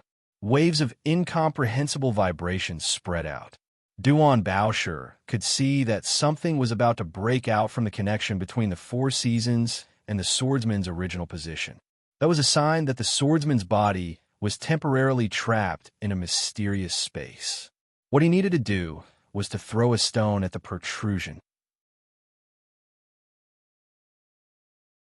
Chapter 468. Duan Baoshi reacted quickly. He knew that the Clock of Disorder couldn't trap a living person there forever. Thus, he threw the boulder in his hand the moment he found the spot. It was also at this moment that another sharpness suddenly approached him. At the same time, he sensed that the swordsman was already 6,000 feet away from him. 6,000 feet. He was already within the range of the flying sword. The city wall whistled through the air. Duan Baoshi's heart sank. Regardless of whether he had the time to throw the boulder again, the force transfer wasn't enough for him to escape from the swordsman's attack range. Furthermore, he couldn't throw boulders as frequently as the inner sword. Most importantly, he didn't have any defensive abilities. This was why he was ranked behind Buchu and Tumu in terms of strength. Apart from the Dharma idol, he didn't have any more reliable defensive abilities. Turn around and run? He couldn't afford to lose face in front of tens of thousands of people. In that instant, the ferocity of a body cultivator was fully displayed. It's just death from Tao exhaustion. Every cultivator would have such a day. I'll go first and wait for you to come. Duan Baoshi's Dharma idol grew again. He no longer used the force transfer technique to escape backwards. Instead, he used all his strength to throw the largest boulder hanging from his waist. The Dharma idol roared, as if it was expressing its dissatisfaction to the heavens. The thunderous sound waves spread across the entire plateau. This was the end of a body cultivator's life. It was sad to see it end like this. It was only at this very last moment that he understood the meaning behind the words of the guardian of the three pure ones regarding the external world. External items could be helpful, but in front of a true expert, external items were poison. If he didn't have the Clock of Disorder, he wouldn't have gambled on his opponent's close combat skills. With his own skills, he wouldn't have fallen into such a situation. He would have admitted defeat after his long-range attacks were ineffective. Who could win forever? Even if the swordsman used close combat skills, he could have escaped without the Clock of Disorder. At the very least, he could have escaped the range of the fish-leaping cliff. Unfortunately, it was too late. The mistake had been made. That supreme Shang Xin, after hesitating for a while, still decided to lend the chaotic sequence bell to him. It was probably because he had thought this through. No one else was to blame. He could only blame himself. His Tao heart was not firm enough. He was not confident enough. And he thought too much. But all of these were not within the scope of his ability. Trying to take advantage of the situation, taking a shortcut on the main road. This was the result. The progress of the battle would not be stopped because of his deep reflection, especially for a cold swordsman. Ju City instantly slashed into the enormous Dharma idol. Frenzied sword energy crazily darted about in all directions within the Dharma idol, closely followed by the Four Seasons. And that enormous boulder that the body cultivator had tossed out at the end was also twisted into a rain of rocks under the joint efforts of Big Dipper and Hidden Fragrance. In the eyes of the tens of thousands of Foundation establishment cultivators, the body cultivator had been suppressing the swordsman the entire time. When the swordsman began to counterattack, everything was over. It was an unstoppable attack. Only a very small number of the calmest people noticed the object that had fallen out of the mysterious spatial passageway after being struck by the body cultivator's stone. It was a ragdoll doll, life-sized and lifelike. One of its arms was broken, One of its legs was twisted at a strange angle, and there was a bright vermilion dot on its forehead. What made people's hair stand on end was that its body was still inexplicably twitching. Then, a faint light rushed out from the ragdoll doll's body, and that strange object stopped twisting. The nature of the faint light was not unfamiliar to them. It was the reflection of a flying sword. Lu Xiaoyi's figure turned, and he had already returned to the top of Fish Leaping Cliff, taking care of himself.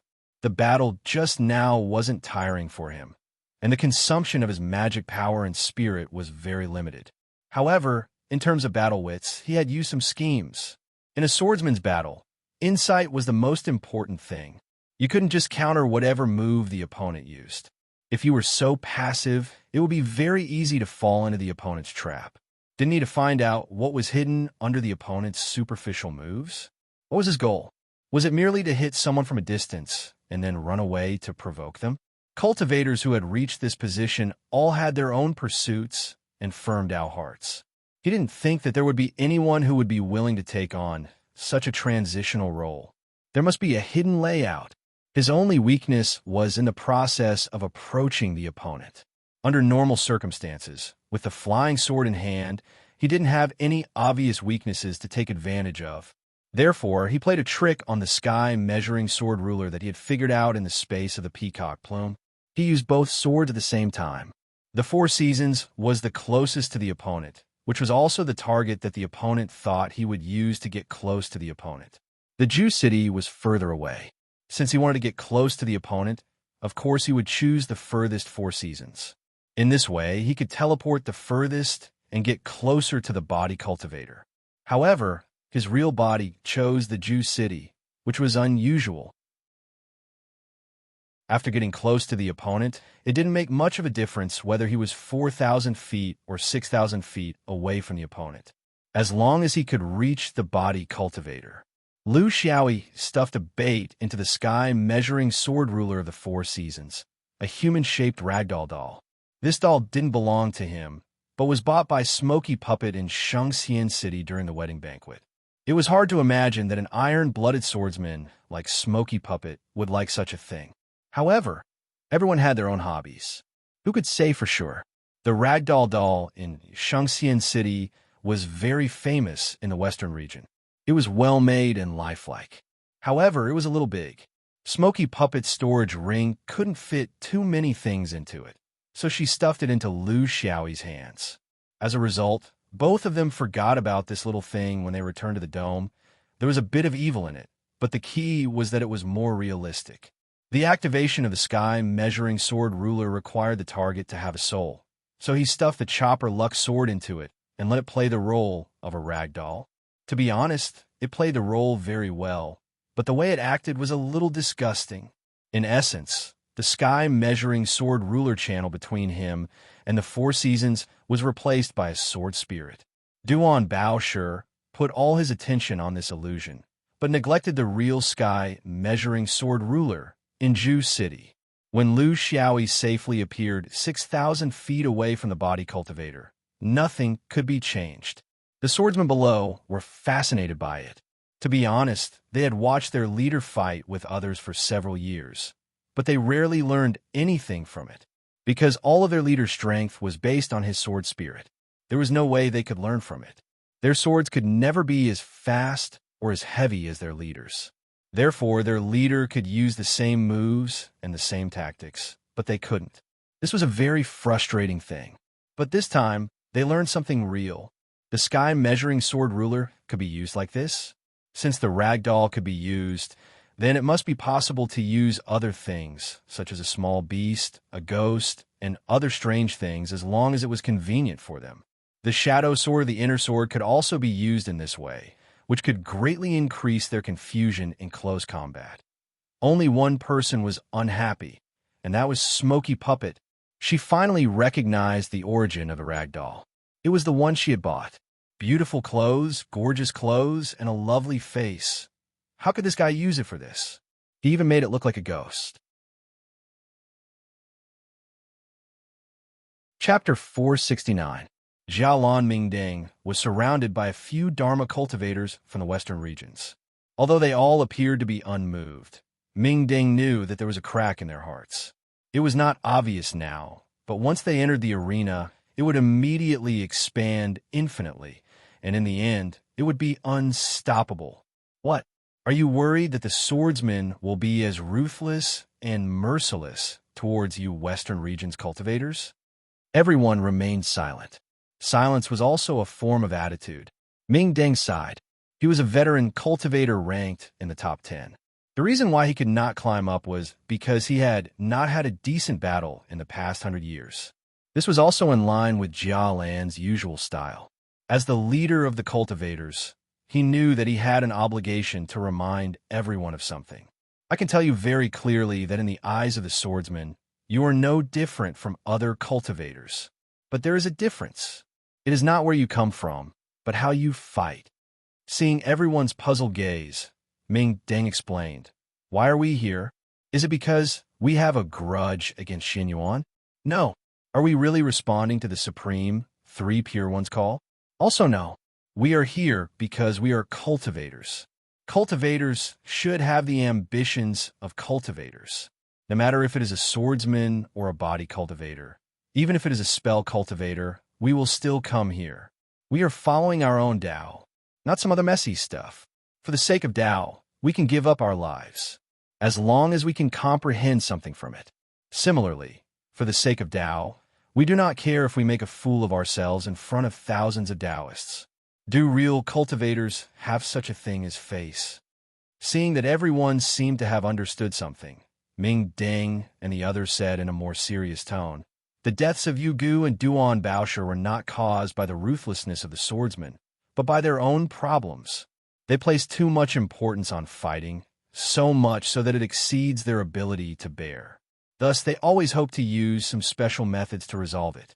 This is not the Tao of cultivators. Let me ask you, if you were to encounter this swordsman on the Five-Ring Continent, and you were unable to defeat him, what would you do?" The surrounding cultivators all had their own thoughts. One of them spoke the truth. "I will leave. If I felt that I couldn't win, I wouldn't have waited until the last moment. In truth, from the very start of the battle, we could have known many things. There was no need to reveal all of our cards. While there was still room to maneuver, the best plan was to leave." Ming Deng smiled, "Yes. Wasn't that pretty clear? Why is it that you don't understand the principles that you understood when you were traveling outside now that you are in front of thousands of Taoists?" Everyone was deep in thought. In the end, it was still a matter of face. The situation was different. Sometimes their path of retreat was cut off. A cultivator asked, "Senior Martial Brother, regarding the Tao heart, I'm afraid only those who have been there can truly understand the difference between retreating in the wilderness and retreating under the gaze of tens of thousands of people. If you can't walk out of it, it will affect you.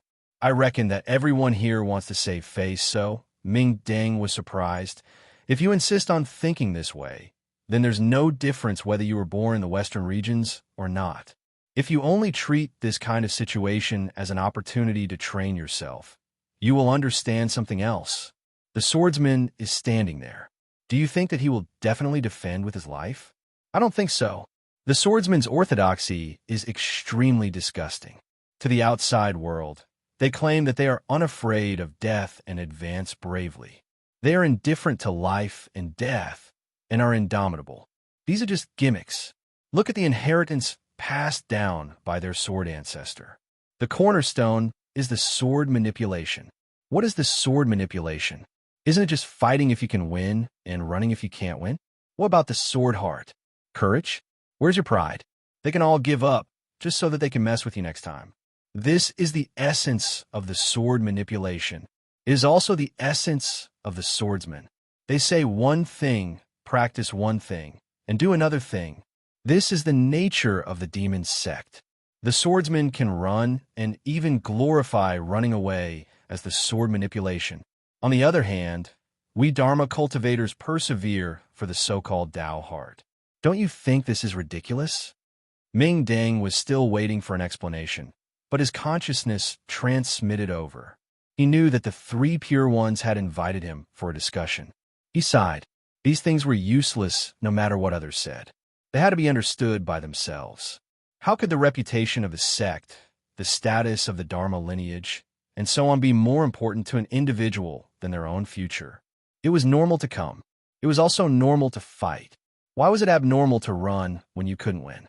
These words couldn't be explained clearly. Only when one's Tao heart was clear would they understand that the essence of the cultivation world was competition. The essence of competition was that if they couldn't win this time, they would fight for the next time. They would be able to fight for the one time that belonged to them. Why didn't the top few foundation establishment cultivators bring death substitution talismans? Did they really view life and death so indifferently and fearlessly in Return of the Great Tao? Bullshit. They didn't bring death substitution talismans because they wouldn't easily put themselves in a situation of certain death. If they felt that something was wrong, they would definitely run faster than rabbits. They would try their best, but they definitely wouldn't fight to the death. The difference was huge. Did they really think that giving you a death substitution talisman was because of their good relationship and deep feelings?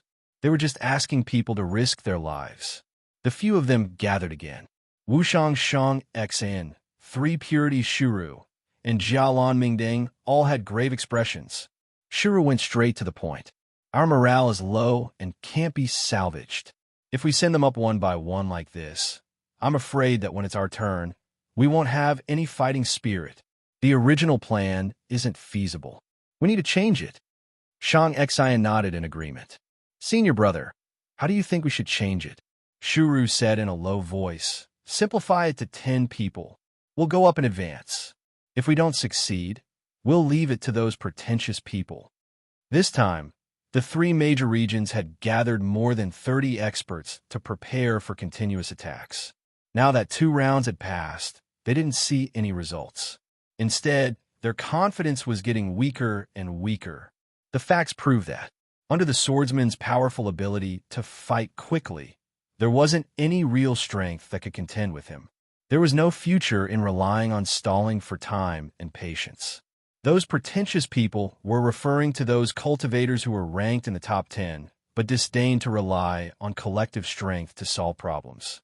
They always wanted to rely on individual strength to solve problems. If you had such ambition, why didn't you go earlier? Didn't you just hide behind and watch the situation quietly? Mingdang sighed. This is good too. It saves us from killing too many people. The glory of my Dharma lineage isn't something that can be shaken by a sword. However, in my western region, because of reasons that everyone knows, there are limited experts. If we want to meet senior brother Shuru's conditions, including me, we can only find 2 people who are barely qualified. Shuru didn't complain. This was a very normal thing. Being in the western region, there was Xian Yuan, this huge mountain, suppressing them. Even if the dome never said anything similar, some concerns couldn't be pretended to be stupid. The cultivation world also had its ways of the world. The foundation establishment level had it. How could the Jin Dan Yuanying perfected monarch not have it? Even if one became an immortal, one could treat these as nothing. Chapter 470. Lu Xiaoyi fiddled with a small metal clock in his hand, the clock of disorder. He looked at it for a long time, but could not find anything special about it. In the end, he realized that it was a one-use item, a piece of trash. However, the bell of chaos itself was still a huge shock to him. He realized that in the world of cultivation, a cultivator like him who didn't know much about other orthodoxies dared to challenge the heroes of the world. He didn't know if he would do the same thing again, if he could go back to the way he was in the past. There was no problem with his strength, his battle instincts, and his tactics. The only problem was his knowledge. In the first few decades of his life in Xianyuan, he was confined to a limited number of places to improve himself. In the last 50 years, he was isolated from the rest of the world in the peacock plume. What he lacked was communication, knowledge, and the vastness of the cultivation world. Fortunately, he had improved a lot in the past 7 years, but it was still not enough. For example, he had never heard of the clock of disorder. If he had used the 4 seasons and used the heaven-measuring sword ruler, the result would not have been good. How many more treasures like the clock of disorder were there in the Dharma and body meridians? He did not know. What was worse was that he had to face it, and it was right in front of him. He finally understood why there was no swordsman ever since the creation of the 5 rings ranking. According to the swordsman's style, they would not miss an opportunity to prove their strength. They would be the most enthusiastic participants in the cultivation world. However, for thousands of years, there was no success. What was the reason? The swordsman who was always battle-hungry and courageous was unable to move forward on the highest stage of the cultivation world. There were even sects that prohibited him from using his sword. Now he understood that he could not use his sword in this place. Using his sword was not just about shuttling back and forth in a narrow sense, but also had a strategic meaning in a broad sense. For example, if he was faced with an unsolvable situation, he could leave without hesitation and choose another opportunity. Just like when he faced Duan Baoshi, could he solve the clock of disorder? If he could not solve it, he could choose not to. If he could not catch up to him, he could choose not to. However, if he could not solve in the cliff of fish leaping, he had to solve it on the spot. There was no space for him to use his sword. He was lucky enough to solve the disorder clock. But what about the other magical items? To him, the most realistic solution was to attack, attack, attack, and attack again. He had to go on a frenzied rampage so that his opponent wouldn't be able to react in time. This was the most important fighting principle of a swordsman. He didn't have a deep understanding of this principle in the past, but he did now. The growth of a swordsman was also a step-by-step process. Yapu gently stroked his daughter's hair. He knew that this was likely to be the last time. The major law factions had decided not to force them to participate. They had only chosen the strongest, the most mature, the most unique, and the most targeted 10 people. He didn't know if he was lucky or unlucky to be chosen. There were so many things he wanted to say, but because there were so many things, he didn't know what to say. There was only one sentence. Shaoli, you must know that once we step into the Tao sect, we are no longer ordinary people. Don't use the way ordinary people treat grudges. It's not appropriate in the cultivation world. I don't have any grudges with that swordsman, and I don't have any grudges with Xin Yuan, but I still came here and fought with all my might. I did it for myself, not for my family, and not for my sect. That swordsman isn't an enemy, and no one forced your father to participate in this battle. As long as I give them the slightest hint, they have other candidates. So, don't think about revenge. Xin Yuan, Wu Shang, 3 pure ones, etc. In the cultivation world, there are some things that are beyond one's control. This is where I belong, and it may be where you belong in the future. I only hope that before you decide on your own path, you won't be affected by what happened today. This isn't anyone's fault. Others want to cut open a path for themselves, and I want to stop others from cutting open a path for myself. It's the same thing. Remember, there are no grudges. Everyone who steps onto the battlefield makes their own choice. Since there's a chance to win and gain everything, there's also a chance to lose and lose your life. It's very fair. Yapu flew up the cliff. He was the 3rd person out of the 10. The first 2 were defeated, and they were defeated. However, compared to Yu Gu and Duan Baoshi, they were much luckier. At least they were able to keep their lives. However, he was different. Although the Blood River sect was a distant branch of Taoism, their bloodline was still very far apart. With the Blood River sect's battle characteristics, it was a life and death battle within the boundary.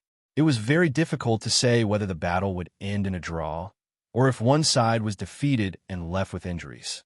This was the Blood River sect's characteristic, and the swordsman's sword was merciless. If the cultivators from these 2 orthodoxies met, there would be no escape. Furthermore, he didn't plan to leave any leeway for himself. To the Blood River sect, leaving any leeway was no different from seeking death. He might as well not go up. As he slowly approached, he looked like he was about to die. His appearance was unremarkable, and he didn't have the demeanor of a powerful cultivator. He wasn't on the list either, so apart from the Red Sun sect and Shou Ru Shang X Science Group, almost no one knew of his background. He didn't register either. If he won, he couldn't hide it. If he lost, he would be quickly forgotten. and he wouldn't be a burden to the sect. Just like that, he silently moved forward. His target was the silent and vicious swordsman. When he was less than 10,000 feet away, Yapu took a deep breath. His eyes turned crimson red, and blood mist began to surge out from his body. It was very fast, and the blood mist became thicker and thicker until he couldn't be seen at all. Even the divine sense of a cultivator couldn't see through it. It was like a blood-red cloud. The spectators immediately understood the origin of this old man.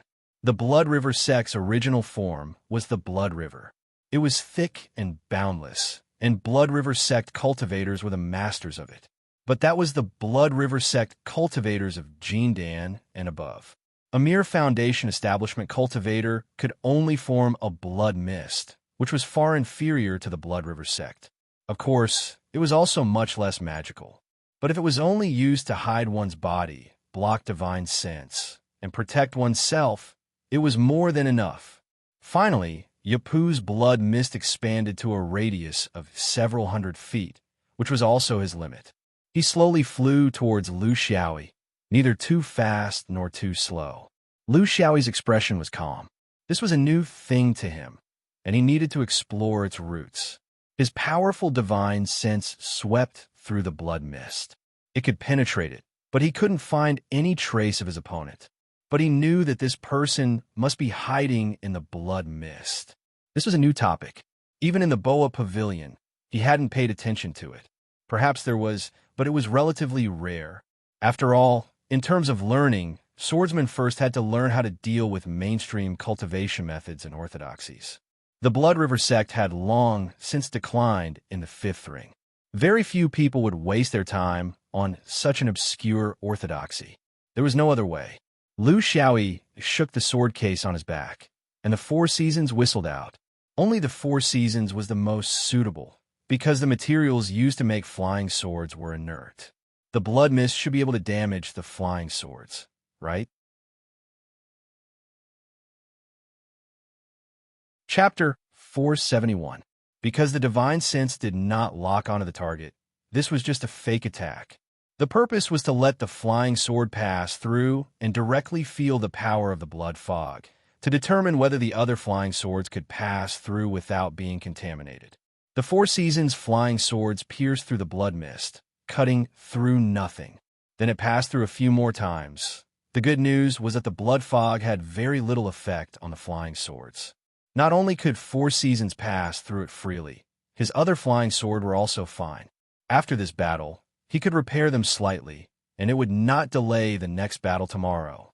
The bad news was that even if Four Seasons entered the blood fog, the sword spirit would not be able to sense the hiding place of the other cultivator. This blood fog did not cause much damage to the flying swords directly, but it was very effective in isolating the divine sense. Lu Xiaoyi was surprised to find that he didn't have a proper way to deal with this bloody mist cloud as it flew towards the top of the cliff at a leisurely pace. If this thing landed on the top of the cliff and did not leave, who would have the upper hand? It would definitely not be his, Lu Xiaoyi's, advantage. He was very clear that this old cultivator's abilities were all in the blood fog. If he did not enter, there would be no danger at all, and there would not even be a battle. This kind of battle method was useless in the wilderness. If the opponent did not want to enter, they would not even bother with him, and he would not achieve any goal. But in the fish-sleeping cliff, this method had a miraculous effect, because he, as the one who inserted the sword, could not guard the position that originally belonged to him. If this stalemate continued, it would undoubtedly be very beneficial to the Dharma Meridian. What Lu Xiaoyi was thinking about was, if all the cultivators in the future were to create a similar barrier and shamelessly squeeze into it, would he have to squeeze into their barrier to fight in every battle? Once he entered the barrier, he would have the upper hand. He would first have to suffer a great loss, and then he would not know what strange things would be waiting for him. His mind was spinning rapidly. Below him, Shuru and the other two looked at each other with joy. They had finally found a way to not have to worry about the opponent's super powerful long-range attacks. Although it was a little shameless, a method was a method, and no one could say anything about it. Among the swordsman crowd, Fu Ji sighed. What he was afraid of had come true. It was precisely this kind of messy stuff that swordsmen hated the most. Normally, it wouldn't matter if they were fighting. They could just ignore him. But in this situation, how could they ignore him? Other than taking the initiative to get close to the blood mist, entering the territory of others, and then letting others take the initiative to attack, and then find the true body of the Blood River cultivator, there didn't seem to be any other good method. Lu Xiaoyi didn't hesitate. He could only enter the blood mist, and he had to. Even if he didn't drill through it now, he would have to drill through it no matter how he thought about it. Not only the blood mist, but also the barriers of other cultivators in the future. He had no way of dispelling the power of this barrier. He couldn't use strength, and neither could he use mystery. The only thing he could use to counter it was the large-scale flame spell of a spell cultivator. His fire-type flying sword had yet to take shape and produce a sword spirit. As for his spell trump card, let's not talk about it. The luck-severing flying sword suddenly slashed into the blood mist. He waited for a moment before rushing in. When he entered the blood mist, the luck-severing flying sword on the other side also penetrated the blood mist. It stopped a few hundred feet away from the blood mist and circled back and forth in the space. This was the backup plan he kept for himself. He could measure it at any time through the heaven-measuring sword ruler. Before calculating victory, he had to calculate defeat first to leave himself a way out. This was the essential quality of an excellent warrior. The blood mist was an aerosol made up of tiny blood droplets suspended in the atmosphere. It was different from ordinary water droplets. Blood droplets blocked vision, absorbed divine sense, and isolated perception by countless times. This was because it was a product of cultivation that had been refined by cultivators for a long time. When cultivators reached the realm of Jindan, these blood droplets would expand to a certain extent and form a real blood river. But now, it wasn't a real blood river. When Lu Xiaoyi first entered, he showed a slight discomfort. His eyes were slightly closed. It seemed that he was sensing the luck-severing flying sword that was left outside, but in fact there could be other reasons. But he quickly overcame this discomfort. When he opened his eyes again, his state had returned to normal. There was no attack coming. Both sides were observing each other. One was in the light, and the other was in the dark. The light was stronger, and the dark was weaker. They had reached a subtle balance. Lu Xiaoyi's problem was how to find the other party. He was not familiar with this kind of blood mist, its composition, fluctuation, sequence, and so on. He was very clear that the Blood River cultivators at the level of Foundation establishment could not completely integrate into the Blood River like Jindan. Every drop of blood in the Blood River could be his incarnation. Since the Foundation establishment could not do it, they could only maintain a normal human body and hide themselves through the floating bloody light and shadow. If he only scanned with his divine sense, he could not figure out the pattern in a short time. The best way was to wait for the other party to take the initiative to attack. Only then could he find any possible clues. Therefore, his waiting was passive. Of course, he would not give up without a fight. Being quick-witted, he used a stupid method. The two flying swords, Hidden Fragrance and Big Dipper, cooperated with each other. While passing through the blood mist, the two swords released strong sword chi fluctuations that swept through the blood mist space nearby. If there was an abnormality in the reflection of the two swords, it could be the Blood River cultivator's hiding place. The Four Seasons and Ju City were hidden in the case, ready to attack at any time. In the process, he was also constantly experimenting with his other abilities, such as the ability to escape in the medium of the Blood River and the ability to conduct spiritual energy. Only by fully grasping these things could he grasp the ability to control the battlefield in the fastest way. Fighting was an art. Art required a solid foundation, and the foundation had to be completed with careful and meticulous preparation. This was his habit, a kind of innate talent for fighting, but he would not use his flying sword to blindly slash around. Yappa was under great pressure, very great pressure, although he had successfully forced the swordsman into his blood mist. Watching the swordsman fight from below the cliff and personally fighting him were two completely different concepts. He discovered that although the swordsman was completely unfamiliar with the art of the blood river, he could instinctively make the most correct and imaginative response. This kind of talent was really too frightening. Releasing a flying sword to leave a path of retreat outside the blood mist, he continuously tried to escape and use his spiritual energy within the blood mist, preparing for the final thunderous attack. But the most frightening thing was the movements of his two flying swords.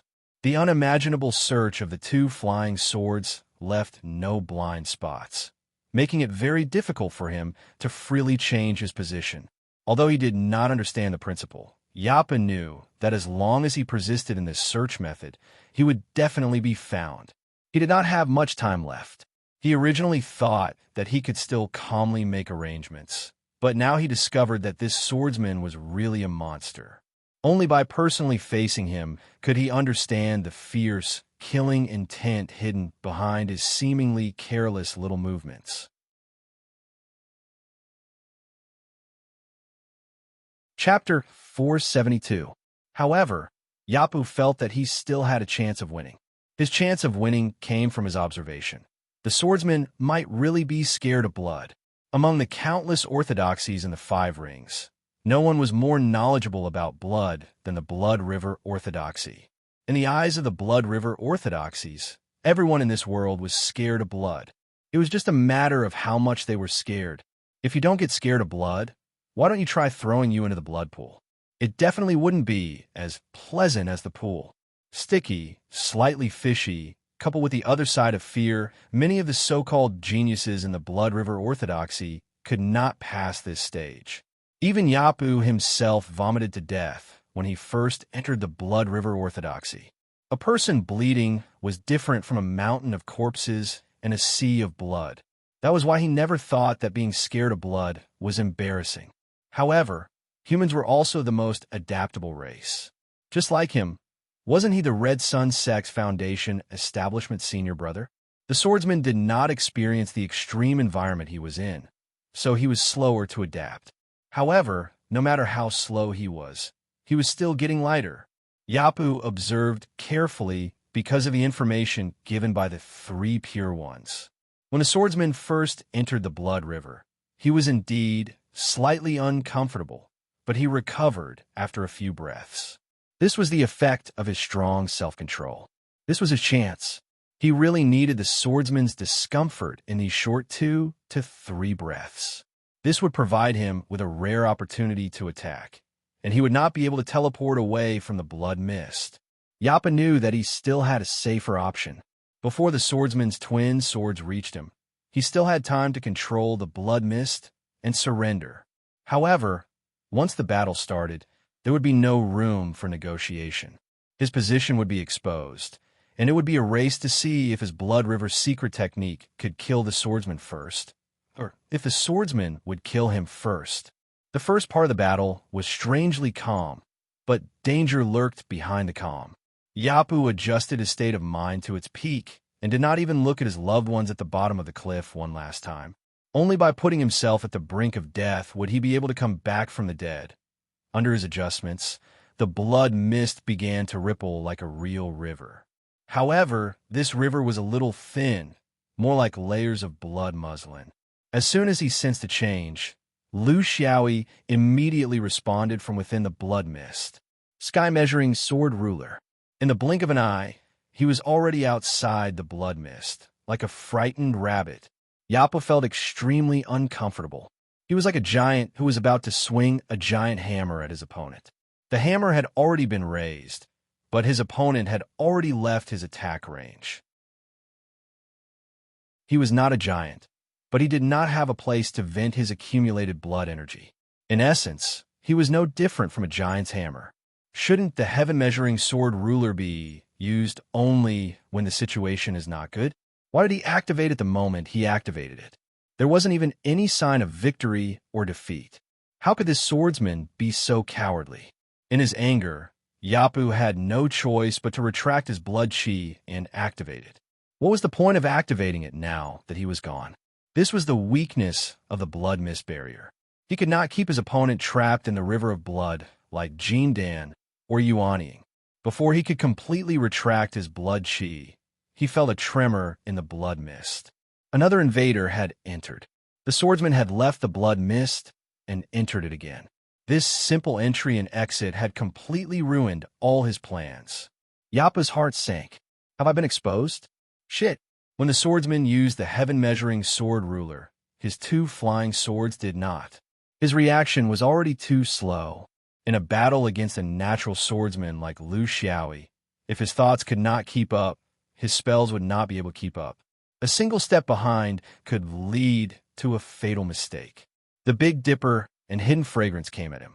They did not actually pinpoint Yappa's exact location, but they did know the approximate range of his hiding spot. Since they knew where he was, the two swords swept across, and Yappa had nowhere to hide in the next moment. The true shadow of death was right behind him. With a thunderous roar, the four seasons had already passed through him. Hibernate, adapt, advance, search, and strike like lightning. Yappa finally understood how those powerful cultivators had been destroyed by the swordsman. He truly felt powerless. This was not just a difference in raw power. This was a complete suppression of intelligence. Yappa was not completely dead yet. Inside the blood mist, a blood river cultivator's life force was always exceptionally strong. It was just that the blood mist was rapidly shrinking. Once it disappeared, it would be his doomsday. Before he died, he only had one wish. He did not want to fight back. This kind of opponent was not someone he could deal with. They were not on the same level. He only wanted to know if his initial judgment was correct. Was this swordsman scared of blood? He did not use the shrinking of the blood mist to replenish his life force. What was the point of living for a few more breaths? He stimulated all the blood chi in his body. The blood mist became countless times thicker, but it also shrunk countless times in an instant. This was originally the most important part of his plan. He wanted to create a real river of blood in a certain area to accumulate killing intent. Now, there was no hope of killing intent, but at least he could take a look. In the end, it only formed an area the size of a room. Amidst this sudden change, the swordsman closed his eyes and swayed a few times. Yappa closed his eyes in satisfaction. The information was correct. This swordsman was seriously scared of blood. This move before his death had at least revealed the swordsman's greatest weakness. This was even more meaningful than the deaths of those cultivators before. If the people below were not blind, they would be able to see it and make plans accordingly. In that case, seeing that he had done his best, at least in the southeast region, the supreme immortal sect would be protected, right? None of the magic cultivators were surprised. The swordsman also watched calmly. This was just a has-been blood river orthodoxy. He relied on his strange technique to last for a while longer. What was the point? A battle between cultivators was ultimately a contest of raw power. As a matter of fact, once he understood, it would naturally be over. Was it so easy to make an upset in the cultivation world? Only a small group of people were sad. A few cultivators from the Red Sun sect were comforting the sobbing Xiaosu. In fact, they already knew the result, but they were still hoping for a miracle. But a miracle was still a miracle. The essence of a miracle was that the probability was infinitely close to zero. The Red Sun sect's cultivators were very conscientious, which was a common trait of small orthodoxies. However, they wouldn't be so easily distracted. They kept a close eye on Xiaosu, knowing that this little guy was extremely daring and would sometimes do something shocking. Near the sect, she had the right to be willful. But here, they were nothing. Other than hiding their sadness in their hearts, what else could they do? For more than 7 years, that swordsman had killed countless people. Not to mention a small sect like the Red Sun sect. Even powerful sects like the Peerless Three Purity Temple would not dare to seek revenge. Stabbing a sword was his right. No one invited you. You came, you went, and you died. That was your fate. Senior Yappa was right. There was no karma here. Your death had already canceled out your actions of stopping others from achieving Tao. Therefore, no one owed anyone anything.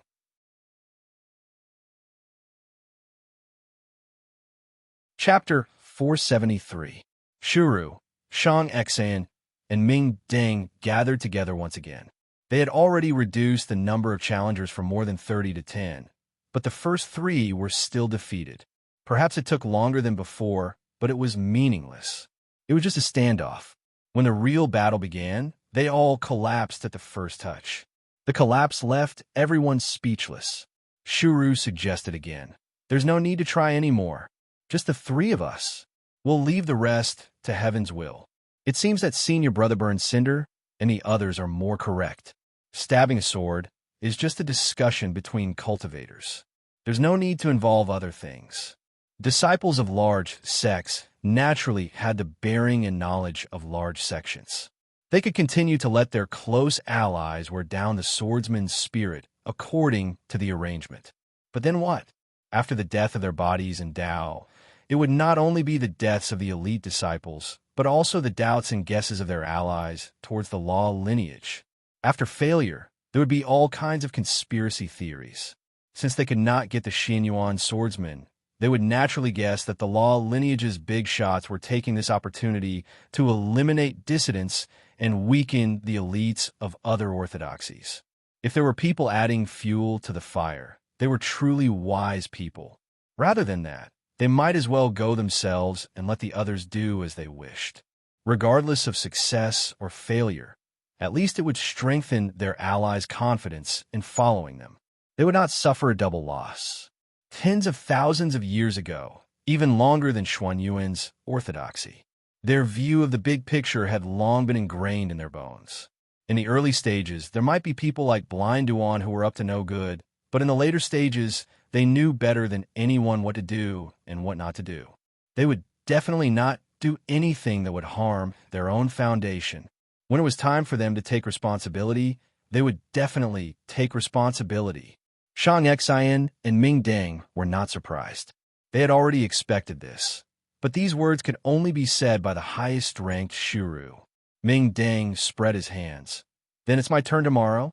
Who asked me to be ranked the lowest?" Shang Xian did not care. "I'll go the day after tomorrow, but my body has been a little lazy recently. It's best if junior brother Ming Deng can solve it." Ming Deng laughed. "I can't guarantee that. Laziness is easy to cure. Once you go up, you won't be lazy immediately." The few of them had decided the future while chatting. How carefree. But what was the big deal? Going up there wasn't certain death. Even if the sky fell, there were tall people to hold it up. There were still 6 people in the top 10 of the 5-ring rankings. However, Yugu, who was ranked 10th, had just died, and Yin Fa, who was ranked 9th, was defeated. It was still too early. The next day, Bright Lantern stepped onto the top of Fish Leaping Peak and fought against Lily. On the second day, Shang Xian behaved elegantly, as if he was not participating in a battle, but meeting a friend. A few moments later, the sky returned to its original tranquility amidst the brilliance of the spells. Shang Xian left in the same elegant manner as when he came. He did not look like a loser, but rather like a reclusive master who learned from his friends after exchanging pointers with them. Everyone in the swordsman group was mesmerized by the battle. The battle was indeed exciting, and it could be said that it was full of danger. However, as a swordsman who lived on the edge of a blade all day long, they could keenly sense that something was amiss. He didn't forget himself, he didn't fight to the bitter end, and he didn't put himself in a dead end. Fu Xing laughed. This is the Dharma Meridian. For tens of thousands of years, they had never changed. If they could win, they would fight to the death. If they couldn't win, they would lie low. Although the result was not satisfactory, their demeanor was still there, and their hairstyle was not messed up. Let me ask you if Xianyuan and the Supreme Three Purities Temple fought together, like today, with Xianyuan as the leader and the Supreme Three Purities Temple as the Three Purities Temple, then what would be written in the records of the Three Purities Temple? Beside him, Yinbo laughed. What else could it be written? The battle record is right here. Can he still reverse black and white? Wei Sword Mountain and the Three Purities Temple had coexisted in Arai for a long time, and their resentment was deep. When they insulted the Three Purities, they really did not leave any leeway. Fu Xing said seriously, Wrong. The records of the Three Purities Temple would write that. In a fierce battle between dragons and tigers, the cultivators of the Three Purities Temple obtained the 4th place. Another excellent result. As for Xinyuan, they obtained the 4th place from the bottom. Shuru slowly flew to the top of Fish Leaping Cliff. Today's battle was the focus of everyone's attention, because he was the cultivator with the highest ranking on the list so far. His high ranking of 3rd place was not an empty title. It was based on countless real battles. Perhaps there were indeed cultivators with 5 rings who could defeat him, but the difference would not be large. Basically, he represented the peak of the Foundation establishment level. This was a true fierce battle between dragons and tigers. If Candied Hawthorne won easily, there would be no suspense in the following battles. How big of a difference would there be between the top 3? The entire area below Fish Leaping Cliff had become a huge casino. The swordsman was the banker, and they did not refuse anyone who came. However, the odds kept going down. Originally, they could still win large amounts of spirit stones in the gambling house, but now, the odds had long fallen to 50-50. No one dared to bet on Lu Xiaoi's loss. They could only earn some hard-earned money. There was no other way. The stronger one, the more optimistic one, usually received this kind of treatment in the gambling house. Shuru strolled leisurely in the sky. This humble Taoist is Shuru of 3 pure ones. Today, I would like to experience fellow Taoist Yan's peerless sword skills. Lu Xiaoi returned the greeting. Xinyuan's cigarette, but I am fortunate to meet Gao Xian. How fortunate can you be? Shuru Yin saw that he was about to reach a distance of 10,000 feet. He took out an object from his ring, a 4-sided pagoda. I have a tall pagoda, and the 4 sides are the limit. This is a collection of the sect, a downgrade spirit tool. Cultivators should not rely on external objects, but fellow Taoist's sword is fast and far. This humble Taoist does not want to take risks, so I borrowed this object to make a fool of myself, Dafa. The 4-sided pagoda was thrown out, and it flew to the top of Fish Leaping Cliff at a moderate speed. Lu Xiaoi sighed. It was this again. Previously, Bright Lamp and Shang Xian were also like this. Before entering the range of his flying sword, they used some kind of barrier to achieve their goal. In this aspect, the 3 great magic sects' rogues' methods were the same. Bright Lamp used Lotus Steps, Shang Xian used a barrier to reflect, and now, Shuru's 4-sided pagoda directly transformed into a spatial barrier after flying for 100 feet. It also wrapped around Shuru while it was at it. The space continued to spin, growing bigger and bigger. It was like a huge tentacle monster. When it reached the top of Fish Leaping Cliff, it pulled, and the entire space was locked onto the top of Fish Leaping Cliff, covering a radius of 10,000 feet. It had to be said that Yapu's battle had a great impact on them. They firmly grasped the fact that he could not easily give up the space at the top of the cliff and easily achieve their goal of getting close to the swordsman. They would no longer be stuck in a situation where they could only take a beating and not retaliate. To be honest, this was not against the rules. The swordsman had the advantage of long-range attacks, so why couldn't they deal with it with a barrier? It was just a small advantage. As the person who inserted the sword, he could only take the initiative to enter the barrier in order to drive away the challengers. It was impossible for him to control the sword and fly outside. If he stayed outside for too long, the broken sword that was inserted into the cliff might be pulled out by someone. This was also the rule of Fish Leaping Cliff. The mysterious formation at the top of the cliff would protect the sword for a period of time. If the sword was not defeated after a period of time, there was a chance that it would be pulled out. Even if the sword was pulled out, it did not mean that the challenger had failed. If the sword was pulled out in the end, it would still be the same. The only difference was that time had been recalculated, and the challenger had no choice but to continue for another 10 years.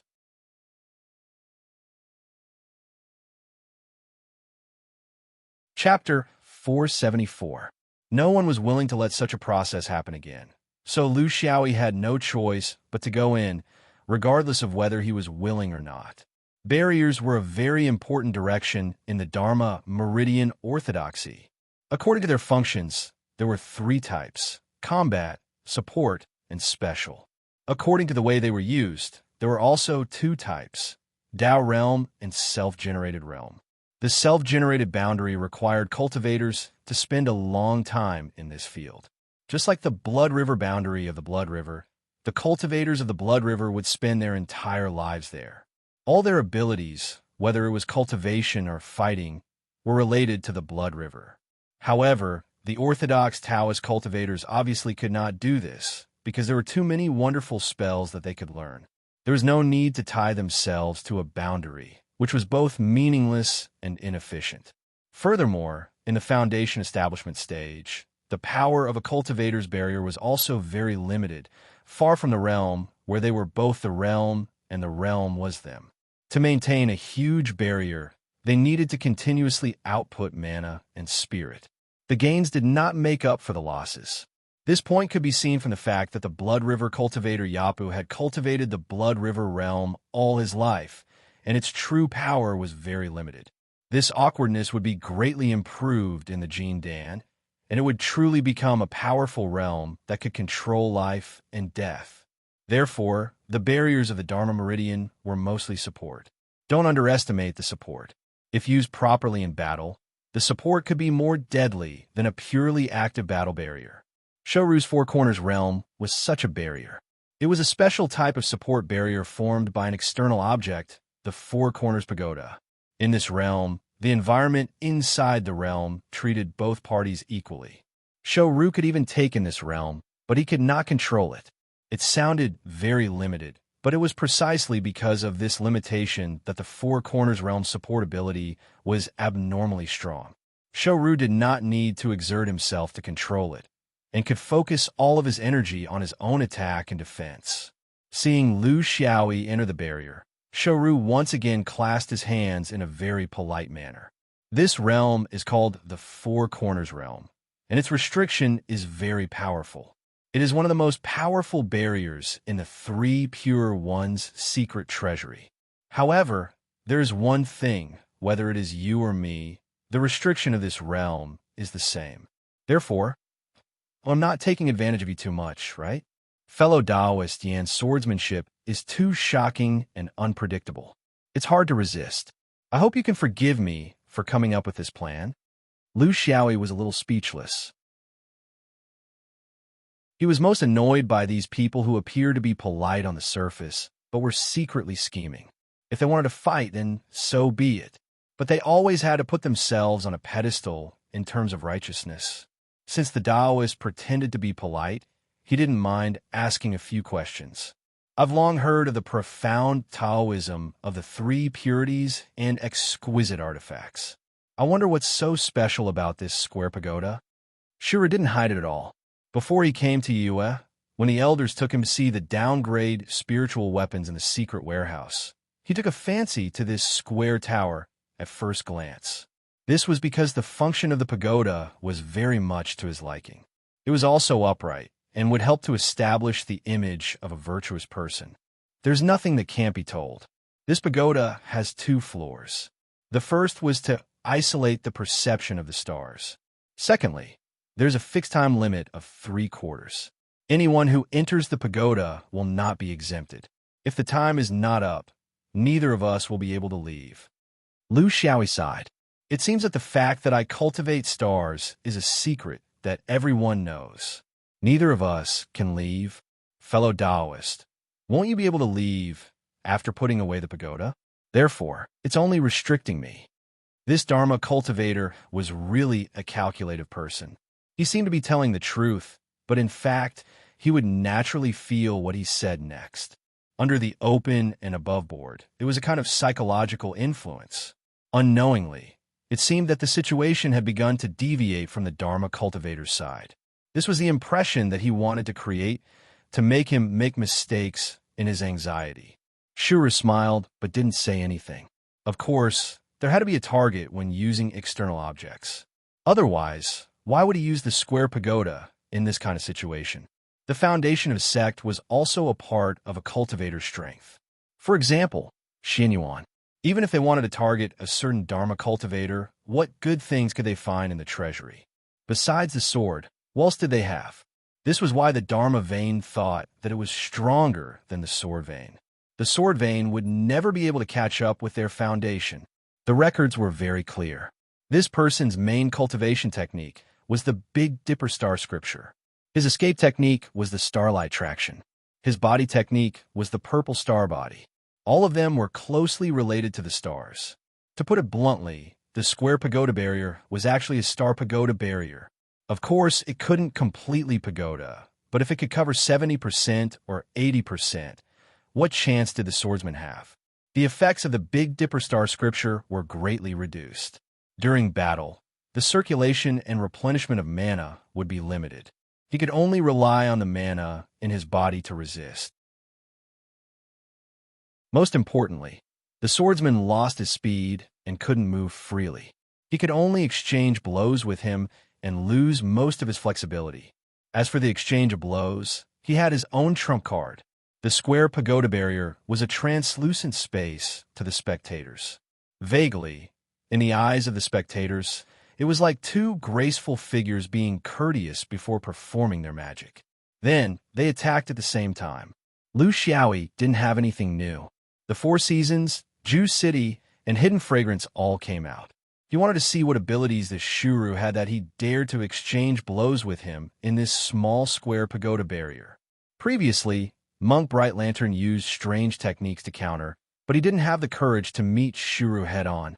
Shuru smiled and pulled on his belt. Instantly, dozens of top-grade magic tools flew out at the same time. 7 or 8 of them revolved around him, forming a defensive formation. 5 or 6 offensive magic tools went straight for Lu Xiaoyi. This was the fastest and most powerful cultivator that Lu Xiaoyi had ever seen in a battle. Not only did he need to be skilled in controlling them, he also needed to be rich. This wasn't something an ordinary cultivator could afford. The secret was on that belt. It should be the key to activating it in one go. But to Lu Xiaoyi, this wasn't important, because this was a good opponent. His attack and defense were balanced. He wasn't afraid of his heavy sword, but brazenly attacked. His attitude was completely different from his previous polite attitude. Lu Xiaoyi's figure leapt. Under the pull of the stars, he was already flying. The Big Dipper circled around him, dealing with the attacks of his opponent's magic tools. But his own attacks didn't slow down at all. This was the foundation of his siege. Shuru sighed in his heart. As expected, the square pagoda barrier's restrictions on the stars didn't have any effect on this person. There were many reasons, but it wasn't appropriate to delve into it now. But the most important part of the square pagoda barrier he chose was already ineffective. He saw very clearly that his opponent was completely using the celestial barrier. He wasn't affected in the slightest. Lu Xiaoyi's 3 flying swords connected into a line, attacking from a tail. This was the swordsman's most classic attack pattern. It was also the simplest, and in most cases, the most effective. Among the 8 defensive magic tools, the Four Seasons broke through 3, the Ju City broke through 4, and the final Hidden Fragrance directly hit Shuru's body after sweeping away the last magic tool. A burst of white light flashed, and Shuru was safe and sound. This top-grade magic cultivator, who was full of righteousness and full of Tao heart, actually also had an external attack.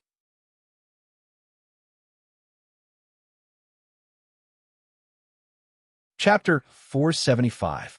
Lu Xiaoyi did not have an easy time dodging the attacks. Even with the help of the Big Dipper flying sword and his high-speed movements, it was unavoidable for him to be hit by the attacks of 5 offensive magic tools at the same time. No matter what, the size of the 4 directions barrier was still a little frustrating for the swordsman. The 2 characteristics of the 4 square worlds that Shuru had mentioned were actually of little significance to him. After his star system had been refined once more in the peacock plume, the stars that his opponent used to obscure the main world could no longer affect him, unless they were concealing the main world and the anti-world at the same time. Not to mention a foundation establishment cultivator, even a demigod or immortal equipment would not be able to do such a thing. Could the void of the universe be isolated by humans? With such a fatal weakness, How could the star system become one of the top cultivation methods in the world? However, the four directions barrier had a very common characteristic that greatly restricted him. That was, the space within the four directions barrier was relatively narrow. Even if his star escape technique was not affected, he would not be able to display the full power of his sword. He would also not be able to display his long-range advantage. In this place, he only had a mid-range advantage. Because he was worried about the existence of something similar to the Chaos Clock, he did not dare to casually use close-range techniques. From the looks of it, Lu Xiaoyi was in a more difficult situation, but Shuru had already died for him once. However, Shuru knew that he did not have much time left. In his original plan, if his opponent's star system was restricted, he could try to drag the battle out as long as possible and magnify the effect of the four directions barrier. However, this plan was no longer feasible, and he could not guarantee that his opponent would fall before him. Although the swordsman was in a difficult situation right now, the problem was that his external talisman had a limit. It was not that it was not enough, but that it had a fixed maximum number of uses in a day. It cannot be used infinitely. There was no such heaven-defying thing in the cultivation world. He needed to unleash a wave of attacks before the limit of the external talisman ran out. Then, he would decide whether to stay or leave. Idiots would only rely on the death substitution talisman to take risks, but smart people would know how to control the risks within a controllable range. The death substitution talisman was not a question of whether to use it or not, but how to use it. Shuru had plenty of experience in this aspect. In a battle, Shuru's adaptability wasn't inferior to the swordsman's. He didn't hesitate at all. He pulled out his belt again, and another 8 magic treasures appeared. At the same time, the 8 defensive magic treasures returned to his waist. The belt itself was also a magic treasure. It had no other use but to activate magic treasures. It was very useful in battle. Others would need a few breaths of time to activate several magic treasures, but he only needed an instant. Just this point alone was enough to make many powerful cultivators die on the spot. His so-called outburst was actually very simple. A truly brilliant battle tactic was actually very simple. The key was to choose the right timing. Since he had the protection of the external puppet, there was no need for him to draw legs on a snake and use defensive magical tools to defend himself. He could focus all his energy on attacking in a short period of time. Of course, time was extremely limited. Without any defense, he had to suffer the attacks of the 3 flying swords once every breath of time. Using the death substitution talisman 3 times every breath of time, he could only last for 5 breaths of time under such extreme circumstances. Victory or defeat would be decided within 5 breaths. Magic cultivators didn't lack the ability to outburst. Lu Xiaoyi's reaction was very fast. He instantly understood his opponent's intention. This was almost a scoundrel's way of fighting. But who asked him to not be as rich as the other party? He had to endure the attacks of 13 offensive magic treasures at the same time. In a narrow space around him, there was almost no room for him to maneuver. The efficiency of his escape technique was greatly reduced. He could just change to another place and stay away. But he couldn't do that here. One Big Dipper couldn't block it. He could only let the fastest 4 seasons sword come to his aid and release the last luck cutter. This way, under the protection of the 3 flying swords, he could use extreme escape technique to dodge the attacks and take the initiative to endure the damage that wasn't too serious. Only then could he preserve his life. But the disadvantage was that the duration of Shuru's substitute had increased to 7 breaths. In battle, there were always constant changes in the balance. An excellent swordsman couldn't be stubborn.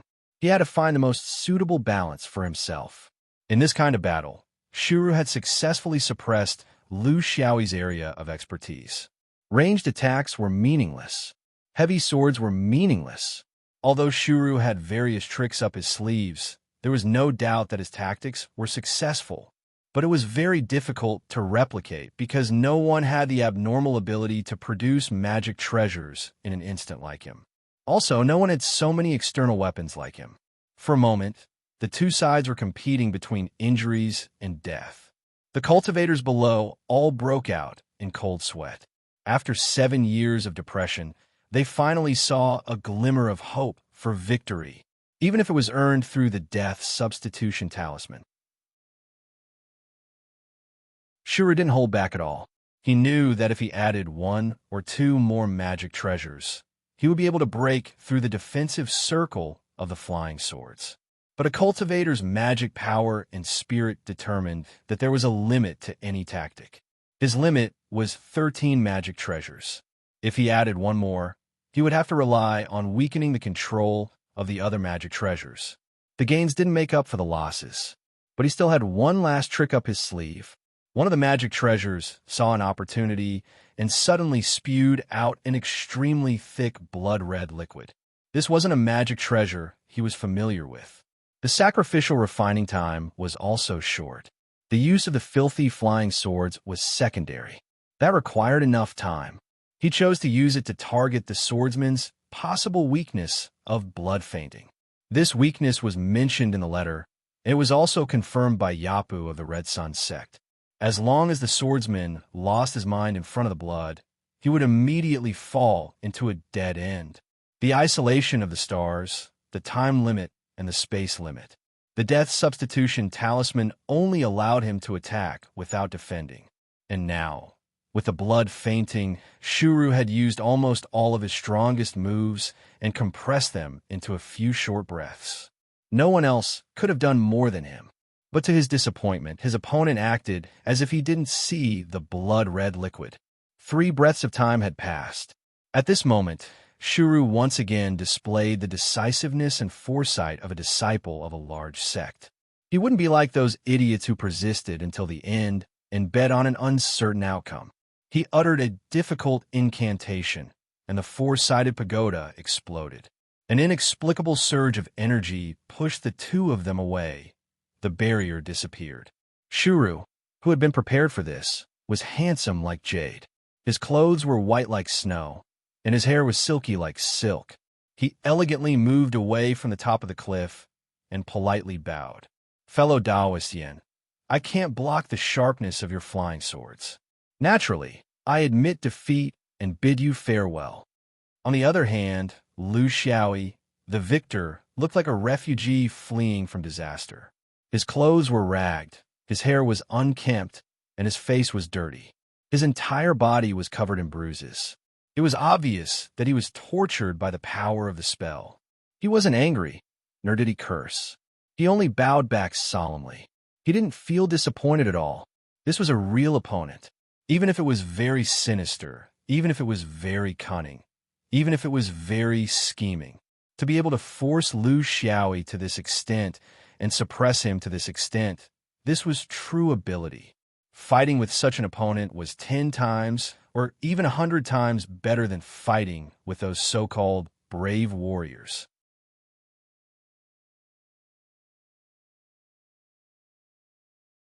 Chapter 476. Once the results were out, the spectators were in an uproar.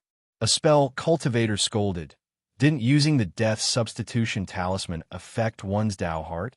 His junior brother Yugu only used 3 talismans, and now it's his turn to end it. Did any of you count? How many talismans did he use? More than 10? Or more than 10? These people were originally prepared to challenge the swordsman, but were later eliminated. They knew the truth, but most of the people under the fish leap did not know. They felt that they had already seen the dawn of victory, and as long as they put in a little more effort, they would definitely be able to take down the swordsman. From being easily defeated at the start, to being able to escape with his life, to attacking and defending, to finally being able to retreat gracefully, to being able to injure the swordsman all over, leaving him in a sorry state. Following that, if a few more people went up, their goal of sniping the swordsman would be achieved, right? However, the following situation was completely out of the expectations of these hot-blooded spell cultivators. On the second day after the battle, not a single spell cultivator went up to challenge the swordsman. Not a single one. Wasn't it better to chase after the cornered enemy? Wasn't it better to strike while the iron was hot and finish it in one go? This was the most basic principle in the cultivation world. a principle that even mortals understood. Why were they acting dumb at this time? The strangeness continued. On the third day, none of the famous top-notch cultivators went up to challenge the swordsman. Wasn't this giving up the opportunity to rest for no reason?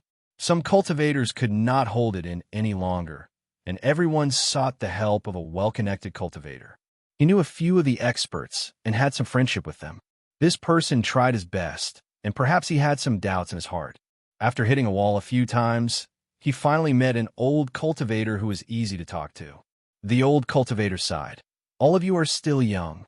It's a good thing to be young, but you have to look at the situation. Have you ever hunted? Do you know which two situations are the scariest in the process of hunting? The first is when you have cubs. The second is when you are injured. This swordsman is an injured one, and it's a light injury at that. You have a stomach full of anger and have nowhere to vent it. Do you want to go up and face his anger now? Originally, it was a 50-50 outcome, but now it's a 90% chance of death. The three pure ones have a huge pile of external possessions. Does anyone else have that? If I do, I'll go up. Who gave it to me? He glanced at his friend, who could not be considered a friend. You guys are just here to watch the show. Don't just fan the flames. What everyone sought was immortality, not eternal slumber. Since so many top-notch five-ring foundation establishment cultivators were unwilling to go up, there had to be a reason for that. Let me tell you the truth. Now, no one is willing to form an organization to intercept us. There will be very few battles. Those who go up are basically people like the three pure ones. It's purely individual behavior. Moreover, it will be very difficult to fight to the death again. Future battles would basically be the same as the final battle of the Supreme Three Clarities Temple. Try first, and if you feel that something is wrong, retreat. If there were still people who were hot-blooded enough to fight to the death, then they were destined to not be able to walk on this path for long. Wouldn't it be safer to learn from the big sects? Laughing like the Mithriya Buddha, Dafa, and talking about the Tao heart with you. In the end, they will be the ones to survive. Don't encourage others to charge up anymore. In the past, it could have been a joke, but now it's pushing people into the fire pit. It's easy to open your mouth, but people will bear grudges in their hearts. No one will hate that swordsman. Killing one is killing. Killing 10,000 is slaughtering. Instead, people will talk about it with relish. They will be pleased to know this person and be present at the scene. But they will still hate those who push people into the pit, those who lie, those who say one thing but don't do it, and those who say one thing but do another. Lu Xiaoyi closed his eyes and focused on the cliff top. Everything around him was under his control. He realized that it was quite comfortable to be rubbed against the ground once in a while. This was a different feeling, and it taught him more. He knew that this day would come sooner or later. It was better to come early than late.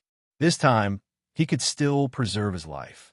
If he delayed any longer, it might be too late by the time he realized what was going on. In the cultivation world, there was no such thing as being invincible forever. Just like his long-range attacks and his heavy sword, when others were familiar with his fighting style, those with wisdom and foundation would definitely be able to find a way to restrain him. Just like this Shuru, he had almost succeeded. His long-range attacks were meaningless inside the barrier. Then, were there other ways to restrict long-range attacks besides the barrier? His heavy sword lost its power in front of the Death Substitution Talisman. Then, besides the Death Substitution Talisman, were there other things that could ignore his attacks for a certain period of time?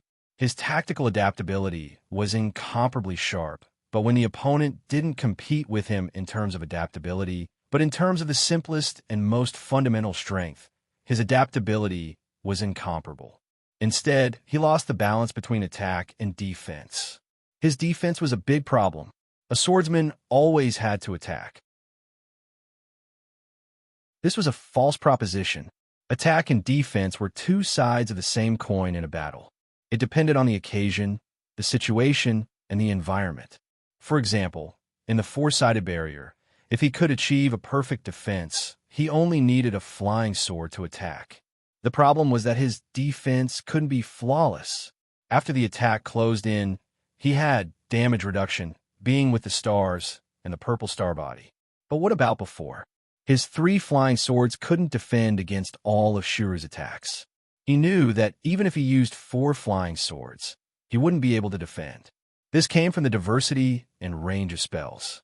It wasn't like 13 arrows that could be blocked head-on. How could a single flying sword block a sea of fire? This was the contradiction between a spear and a shield. Spells came from all over the sky. They weren't fatal, but they were difficult to completely defend against. Flying swords pierced through the air. They were fatal, but easy to block.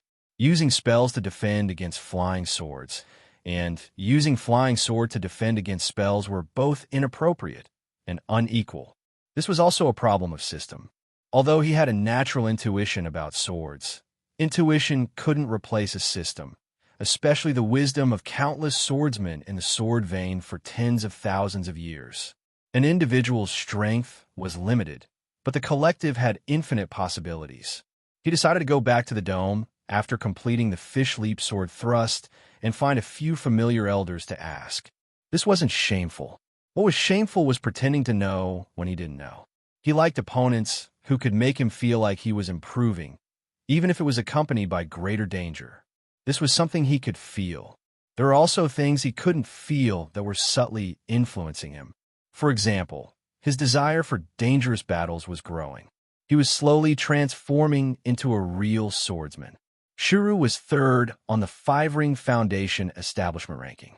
Above him was the 2nd, Wushang burning firewood, and the 1st, Gourd of the Spirit Gourd Cave. It was a strange name.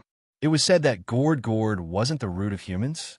Lu Xiaoyi was very curious. Could this guy be a Gourd brother? He was looking forward to it. It was harder for plants to become spirits than animals to become demons, and most of the directions were subsidized. But if there was one who could fight, it would definitely be very strong.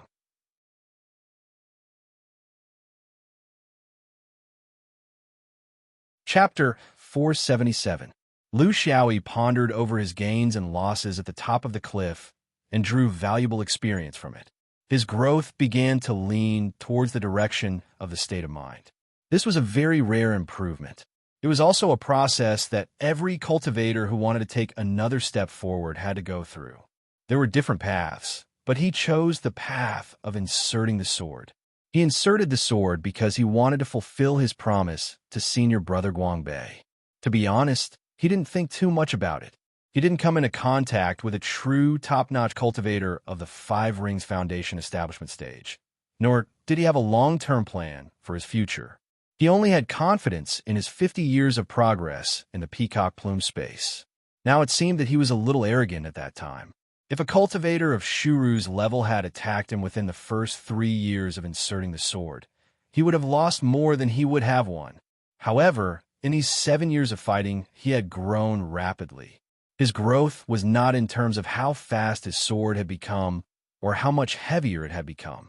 His growth was in terms of something that could not be seen. It was the clarity of his heart of the sword.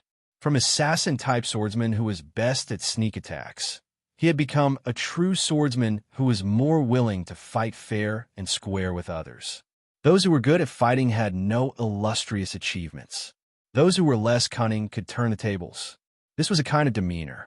It wasn't for the sake of pretending to be strong, but because this kind of battle was the most common battle in the cultivation world.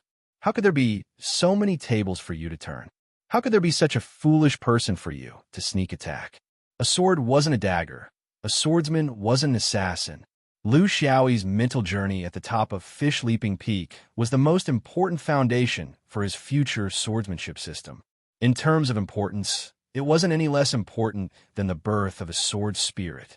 But the birth of a sword spirit was still uncontrollable. It was the same for his spirit. He still had a long way to go, but he had finally taken the first step. He once heard from the elder Jean Dan of Thousand Shio Peak that the highest level of swordsmanship was the sword disciple. He didn't quite understand. Wasn't it the other way around? According to this logic, could it be that his current level of swordsman was that of a sword immortal? It was very strange. Outside Wolf Ridge, a Taoist was riding on lightning. In the cultivation world, there were many ways to control the wind, ride the clouds, control objects, transform into light, and so on. However, there were only a few of them, and Imperial Thunder was definitely one of them. Its momentum was extremely shocking. In the space he passed through, there was a long and dense sound of thunder. This was the unique property of the lightning escape. Apart from the fact that the sound was a little loud and couldn't be concealed, everything else was fine. In terms of speed alone, the lightning escape technique wasn't considered one of the top escape techniques in the cultivation world, as there were plenty of escape techniques that were faster than it. The lightning escape technique's uniqueness lay in its innate lightning attribute, which allowed it to repel all evils and disregard all filth. If a Blood River Path cultivator like Yapu encountered someone who used lightning techniques, they would be countered in all aspects. In the end, most Taoist cultivators would not choose the thunder escape technique, unless it was an orthodoxy that focused on thunder like the Tai Heavenly Sect. The choice of escape technique had to follow the main cultivation technique. This was the core principle. He was Zhun Danzi, who came from the Tai Heavenly Sect in the southeast region. He was an orthodox Taoist, but his path was more inclined towards the power of thunder. It was an orthodoxy that took the extreme path of thunder and killing in Taoism's neutral, righteous, and peaceful path. It had a very important position in the Taoist lineage. When someone stabbed him with a sword, he immediately knew. Then, he sneered and focused on his cultivation as if it had nothing to do with him. Then, 8 years later, when he walked out of his cultivation place and heard that the person who stabbed him with the sword was still showing off at the fish-leaping cliff, he didn't say anything and directly embarked on his journey. This was the attitude of a true cultivator. He didn't involve himself in other things and did what he should do. He left the rest to the will of heaven. Among the top 10 cultivators in the 5-ring ranking list, most of them were like this. This was also the reality of the cultivation world. There were those who indulged in the affairs of the mortal world, but there were also those who were focused on the path of Tao. They didn't have any other thoughts. They just wanted to meet Gao Xian. In the 5-ring ranking list, in terms of attacking power, there was a saying of East Thunder and West Sword. The West Sword referred to Xian Yuan in the western region, while the East Thunder referred to the Tai Heavenly Sect in the southeast region. This saying had been around for a long time. In fact, before they attacked the 5-ring ranking list, there was a saying of South Thunder and North Sword in their old nest, Zhou Qingkong, and it had continued until now. Saying was saying. After tens of thousands of years, those who played with thunder also knew that they couldn't beat those who played with swords. Like a curse, Tai had always been on the right path. There were fewer twists and turns and fewer people who could really stir up the universe. They recognized this point. But what made people in the Tai Heavenly Sect curious was that this time, the one who stood out in Xian Yuan was a swordsman. This was completely different from their understanding of Xian Yuan for tens of thousands of years. 90% of Xuanyuan's glory belonged to the inner sword. When had the outer sword appeared, in a slightly formal occasion, when people talked about Xuanyuan swordsmen, they all referred to the inner sword. What was the outer sword? It was just a maggot that clung to the wings. Zhun Danzi wanted to see what was going on, so he came. He didn't even think about the requirement that every cultivator in the top 10 of the 5-ring ranking list had the obligation to challenge the swordsman. He thought about it and was interested, so he came. If he didn't want to come and felt that it was meaningless, then he didn't come. As for whether he was on the ranking list or not, he never cared. Did the Tai Heavenly Sect's Foundation Establishment Senior Brother need to run around for such an empty reputation? The thunder rolled over, going deep into the Wolf Ridge and leaping over the Pingtian Plateau. In Lu Xiaoyi's ears, it was like a secretly modified flying car that exploded in the middle of the night in his previous life. Tai Zhun Danzi, since you dare to show off your power, take my thunder. Thunder was another attack that had a longer attack range than Lu Xiaoyi's flying sword. Thousands of feet away, a blue thunder as thick as a wrist suddenly struck down, giving him almost no time to react. This was the specialty of lightning elementalists.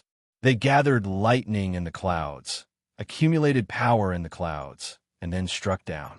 With a thundercloud as an intermediary, the distance was naturally shortened by half. This was the natural advantage of lightning elementalists. Lu Xiaoyi was already prepared. When he heard the sound of thunder approaching, he was already on guard. Yin Chang had already told him that the fifth cultivator was a thunder cultivator from Tai Heavenly Sect. In the Boa Pavilion on Qinxiu Peak, there were explanations about the orthodoxies of the Five-Ring Sect, and even some powerful orthodoxies in the extraterritorial domain. These were the personal combat experiences of the senior swordsman, and also the real foundation of an ancient sect. It was something that an individual could never fully understand by himself. After all, Lu Xiaoyi's time in the dome was limited. It was impossible for him to fully understand the orthodoxies of other sections. Therefore, he only understood some of the orthodoxies that were most specific to Xianyuan, or the ones that were most unique. The Tao of Thunder was the most unique one, so he had put in some effort. Against the Thunder Cultivator, there were 3 strategies: top, middle, and bottom. The bottom strategy was to use the flying sword to guide the thunder. However, to be honest, this was a delicate task. It was like threading a needle at high altitude at high speed. If it was not aligned properly, it would be disastrous. The middle strategy was to disrupt the thunder cloud's accumulation. Fundamentally, the thunder could not be released. However, this required an incomparably deep understanding of thunder accumulation. Only then could one destroy the thunder in an instant. This was not something that he, who had just come into contact with thunder for the first time, could do. The top strategy was to directly attack the Thunder Cultivator. In fact, this was also the swordsman's only strategy against any orthodoxies.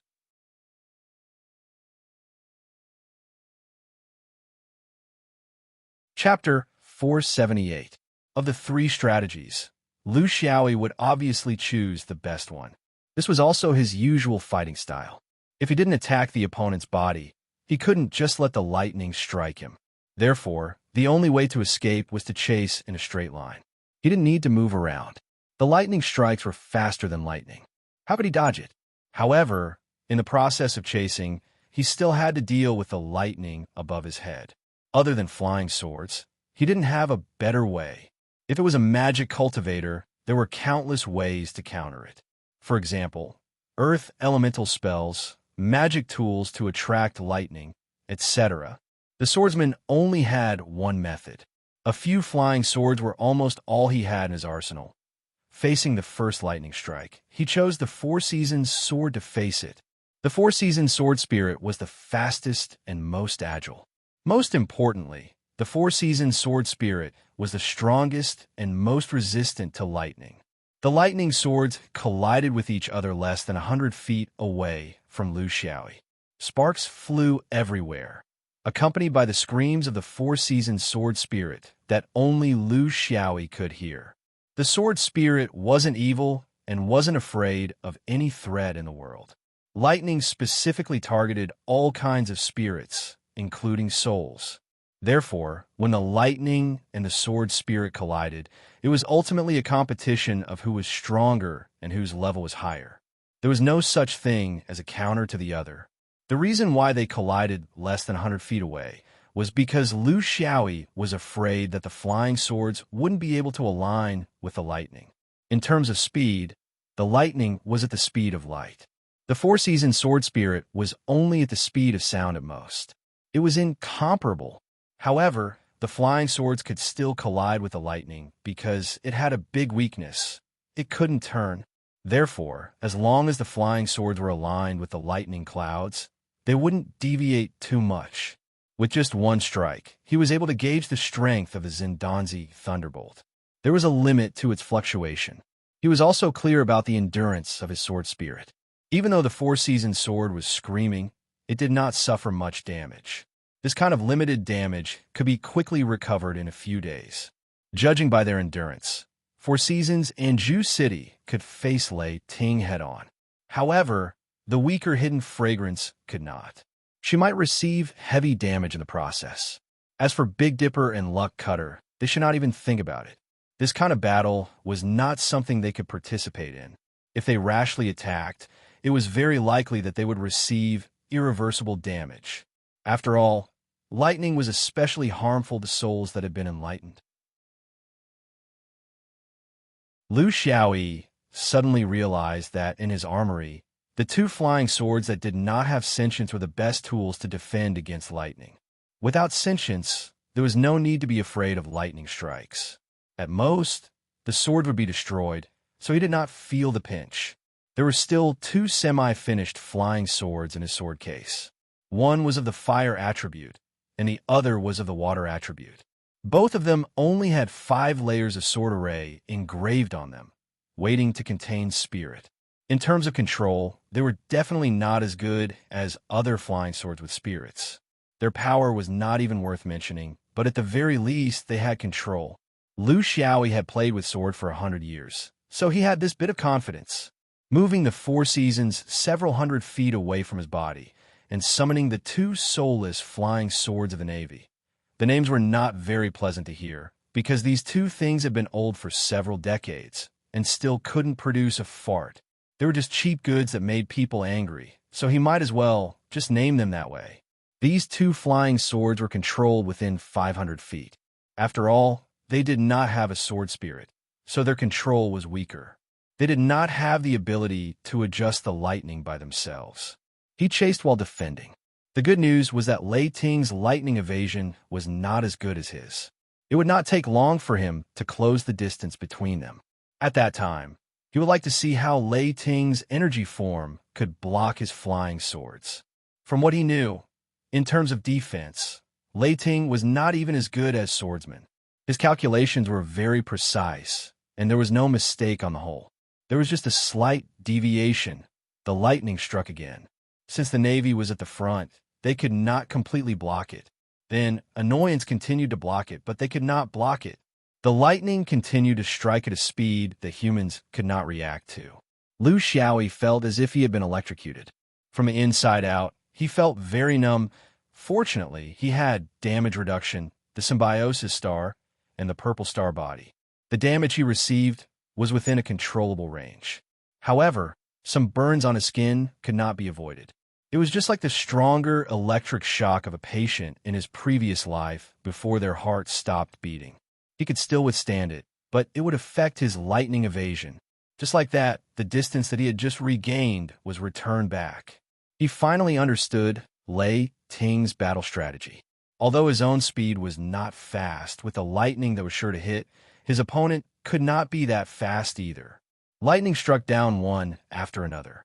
Because it was not fatal, Lu Xiaoyi did not change his strategy for the time being. It did not matter if he was in a difficult situation. He, Lu Xiaoyi, was in a difficult situation on Fish Leaping Cliff. Who would dare to laugh at him below? He felt very awkward now. In front of these famous cultivators who were ranked at the top, he did not have many ways to deal with them. Using the Navy to fight against the lightning and preparing to attack with the 4 seasons, it would be very difficult for him to catch up with the Thunder Elementalist. Under such circumstances, it was not suitable to use a close-range skill like the Heavenly Sword Ruler. This was a point that the seniors in the Boa Tower had specially reminded him.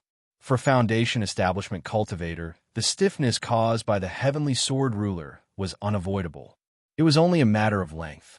Even if Lu Xiaoyi's spirit was strong, it was only a matter of time. He was far from being able to regain control of his body immediately after the lightning evasion. This kind of loophole did not matter to an opponent who was a Dharma cultivator, because the spells of a Dharma cultivator were not fast. Even if the opponent was a swordsman, he could still use it. However, it was different with lightning. A distance of a few hundred feet was not a distance to a lightning bolt. The sound of the lightning from the other side meant that the lightning had already struck. When you were in a daze, such a blow was enough to kill you. That was why the Sword Cultivator seniors had repeatedly warned him that unless he had reached the nascent soul stage and grasped the Tao of Space Realm, he should not use teleportation casually under any circumstances when there was a lightning cultivator around. It would be fatal. If he switched to using the lightning evasion on top of the 4-season city, he could stop enjoying the lightning treatment and increase his speed. However, which flying sword should he use as the main attack? The current Big Dipper was still unable to carry the heavy burden. Most importantly, he did not want the Four-Seasons city to be damaged while defending against the lightning. It would take time to repair. What if there were still challengers tomorrow? He would not be able to use the full strength of the flying sword. Wouldn't he be at a disadvantage? He was in a dilemma. When the opponent was getting stronger, this kind of dilemma would become very normal and also a kind of pleasure. Jean Danzi was ready to end the battle. What he did not understand was how this external sword could last for 8 years in the fish-leaping cliff. Other than the first flying sword that was very powerful, the other two were very ordinary. Well, using ordinary to describe them was a bit of an exaggeration. These two flying swords were not even formed. Using unformed flying swords to fight, was he looking down on him?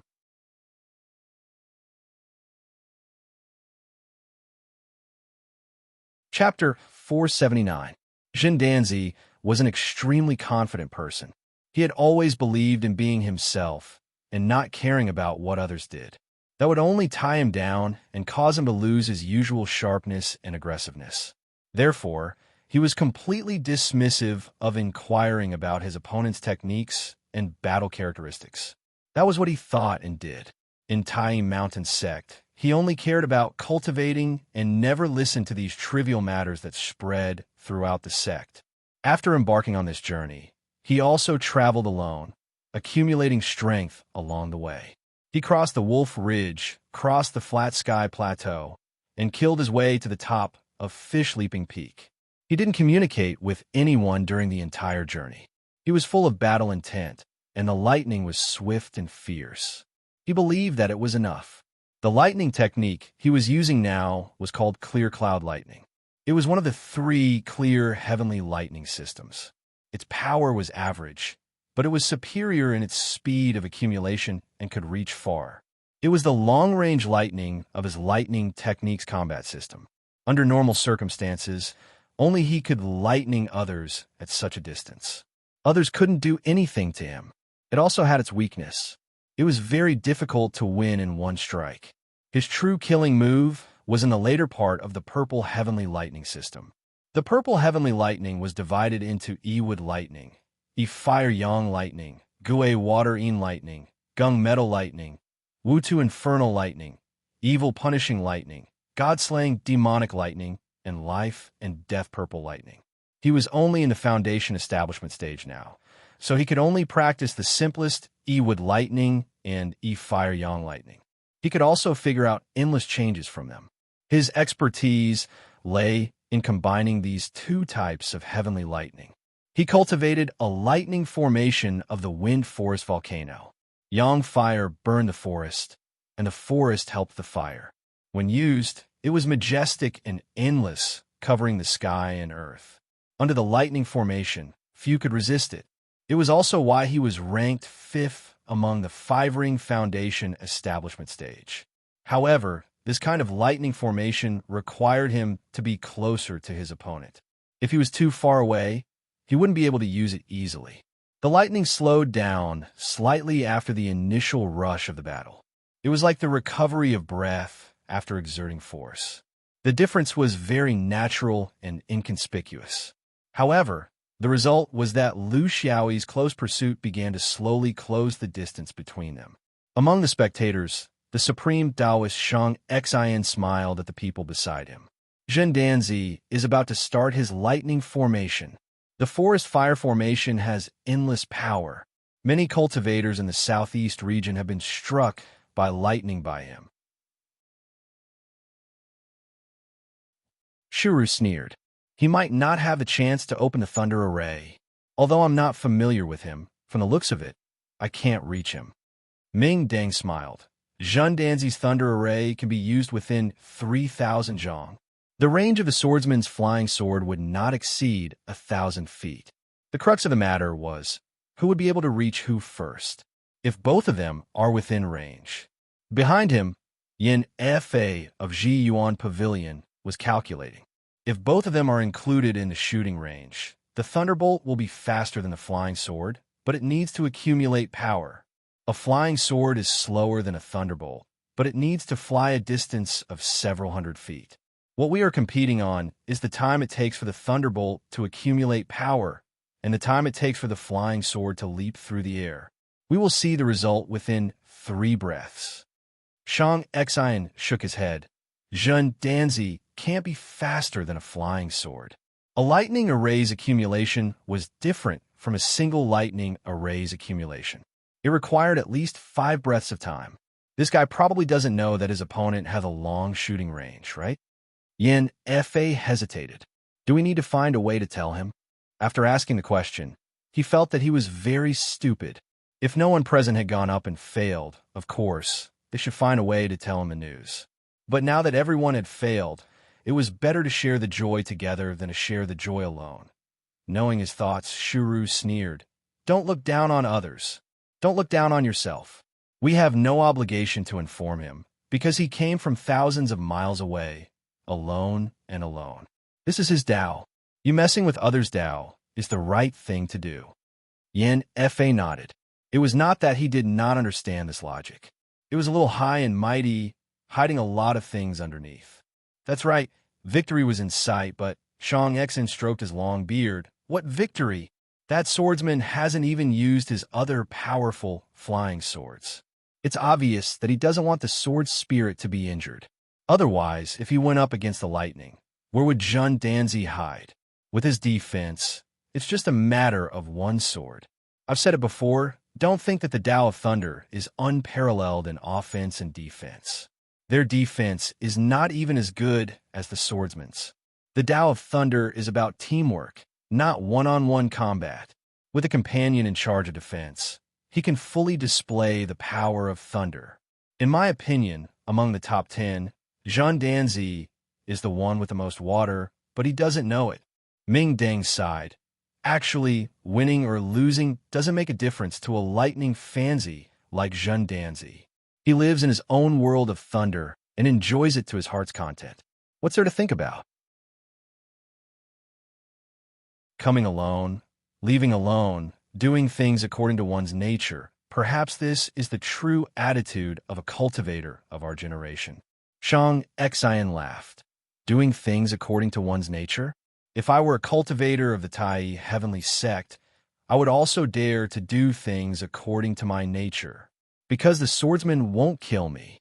If Zhen Danzi was a lightning cultivator of the supreme 3 pure ones, do you think he would dare to do things according to his nature? It's just a choice made after weighing the pros and cons. Don't think that lightning cultivators are simple. Their brains are full of schemes, and they are not inferior to the swordsman. Swordsmen and lightning fancy are all illusions. When they fight, they are more cunning than anyone else. The few of them were talking loudly here, but they didn't care about the result of the battle. Everyone had a process of adaptation, and when failure became a habit, the Tao heart was really difficult to explain. Persistence was the Tao heart, and giving up was also the Tao heart. Success was beneficial to the Tao heart, and failure was also beneficial to the Tao heart. For example, the Dharma cultivators now began to not compete for a short period of time. They began to compete for the future, who formed their gold core earlier, who had a higher grade of gold core, who had a faster cultivation after the Jindan.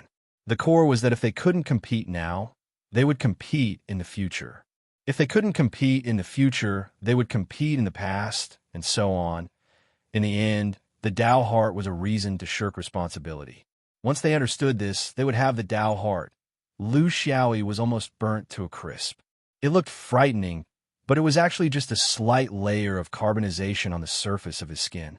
He seemed to have realized something, and so the rhythm of the battle slowed down, as if he was enjoying the feeling of being struck by lightning. The lightning cultivator was advancing and retreating. Zendanzi could ignore the swordsman in terms of strategy, but he wouldn't be careless in terms of tactics. He also wanted to test the limits of his opponent's flying sword. There was one thing that the Dharma cultivators were right about. Just like how it was difficult for a swordsman to defend against a lightning cultivator, it was even more difficult for a lightning cultivator to defend against a swordsman. When he was within 10,000 feet of a lightning cultivator, Zendanzi gathered a thundercloud in front of him. This was his final test.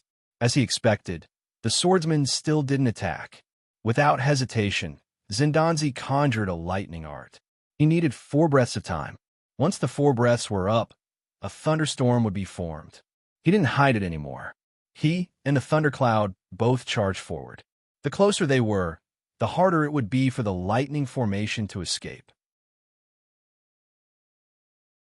Almost at the same time, the flying sword closest to him in his consciousness, which was only a few thousand feet away, suddenly trembled. It also let out a thunderous sound and shot towards him. Zindanzi sighed. He had miscalculated.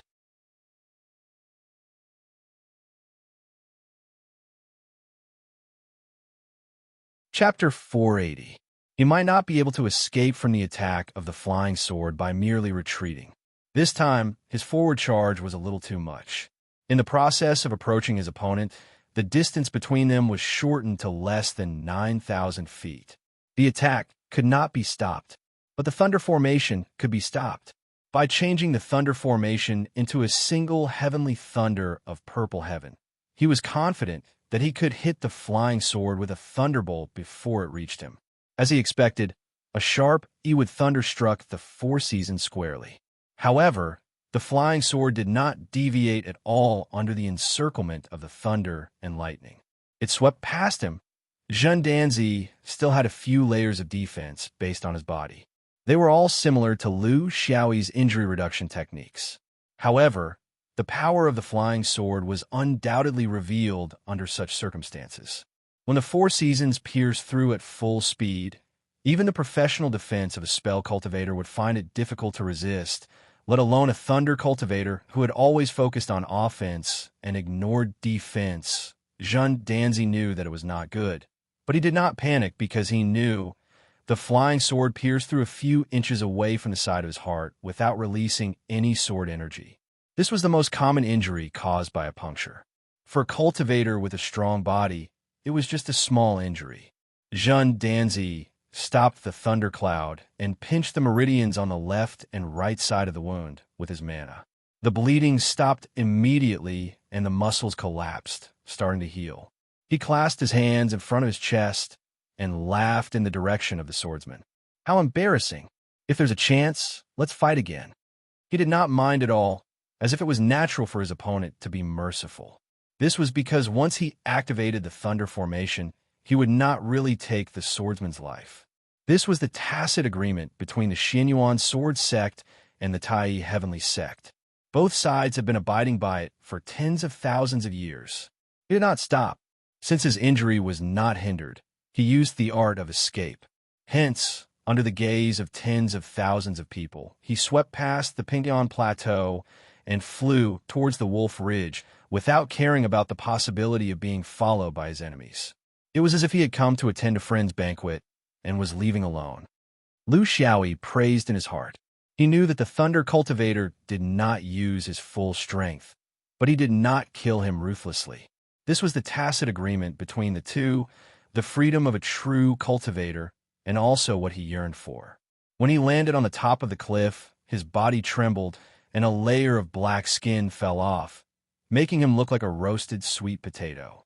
He had gained a huge advantage in this battle. He took over the water army and savored it carefully.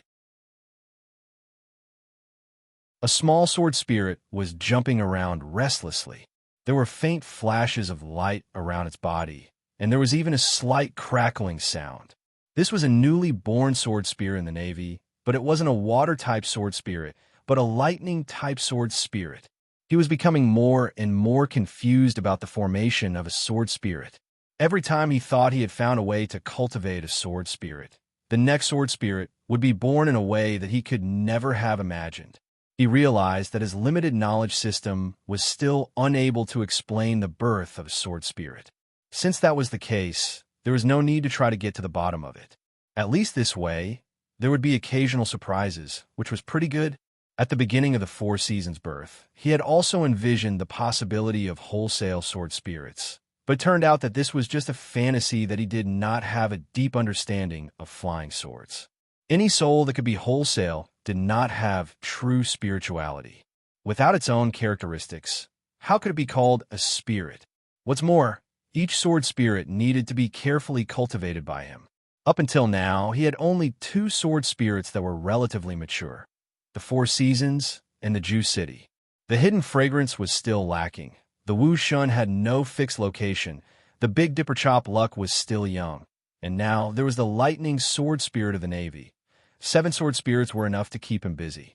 He was not in a hurry to find a new sword spirit. At the Fish Leaping Cliff, it was not the time to cultivate a new sword spirit.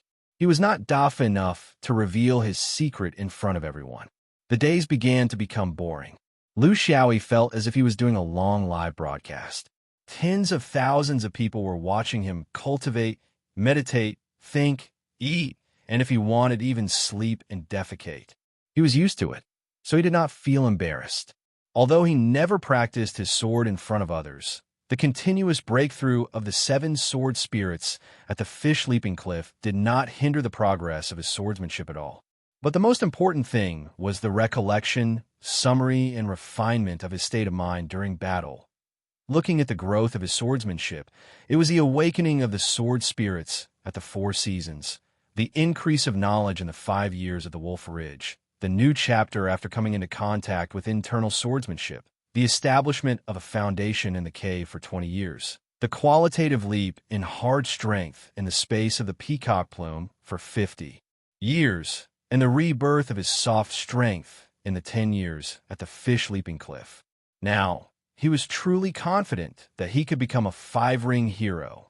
He was very lucky that during this process, he did not make a fool of himself at the top of the Fish Leaping Cliff because of his rash advancement. How many battles had he experienced here? He did not count them in detail. Probably 200 or 300 battles. In the first 2 years, there were not many challengers.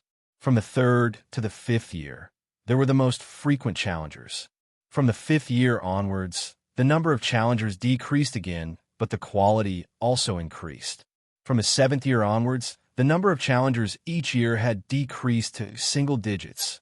Now that he had reached this stage, he was starting to lose interest in similar battles. Fighting for the sake of fighting was not a true cultivator. Lu Xiaoyi felt that he could already take a step forward to a higher level. When he first came to the 5th ring, he had the mentality of a rice worm muddling through. But now that he stood at the top of the Fish Leaping Cliff, his self-confidence had completely changed him. Soon, it was the 9th year. There was less than a year before the end of the 10 years. The only motivation for the spectators to stay here was the 2nd-ranked Burning Firewood and the 1st-ranked Treasure Gourd. They naturally thought that these 2 top battles would be a feast for the eyes, just like the 3rd-ranked Shuru. There were more and more people because it was nearing the end. Because of the top battles, because of the history to witness after 10 years. The mysterious array of the Fish Leaping Cliff would transform into magical fireworks. At the same time, the name of Lu Xiaoyi would be carved on the top of the cliff, just like the other 5 names. But there were also those who left. For example, Shuru, Shang Xn, Ming Deng, and a group of disciples from big sects who truly understood the essence of the sword insertion. They were very clear that there would be no more battles. The time to challenge was no longer there, and the general trend was no longer there. When the wheels of history rolled over, nothing could stop this swordsman from reaching the top. This was a truth that every true powerhouse could understand. Since that was the case, why should they stay here and become the background of someone else's glory? But in the end, those who understood were always the minority. Most people would never have their own glory in their lives.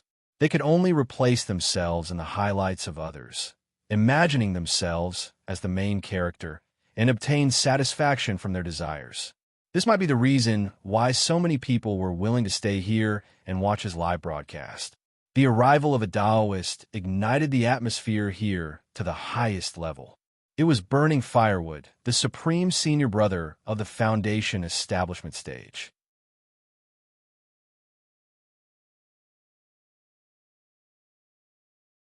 Chapter 481.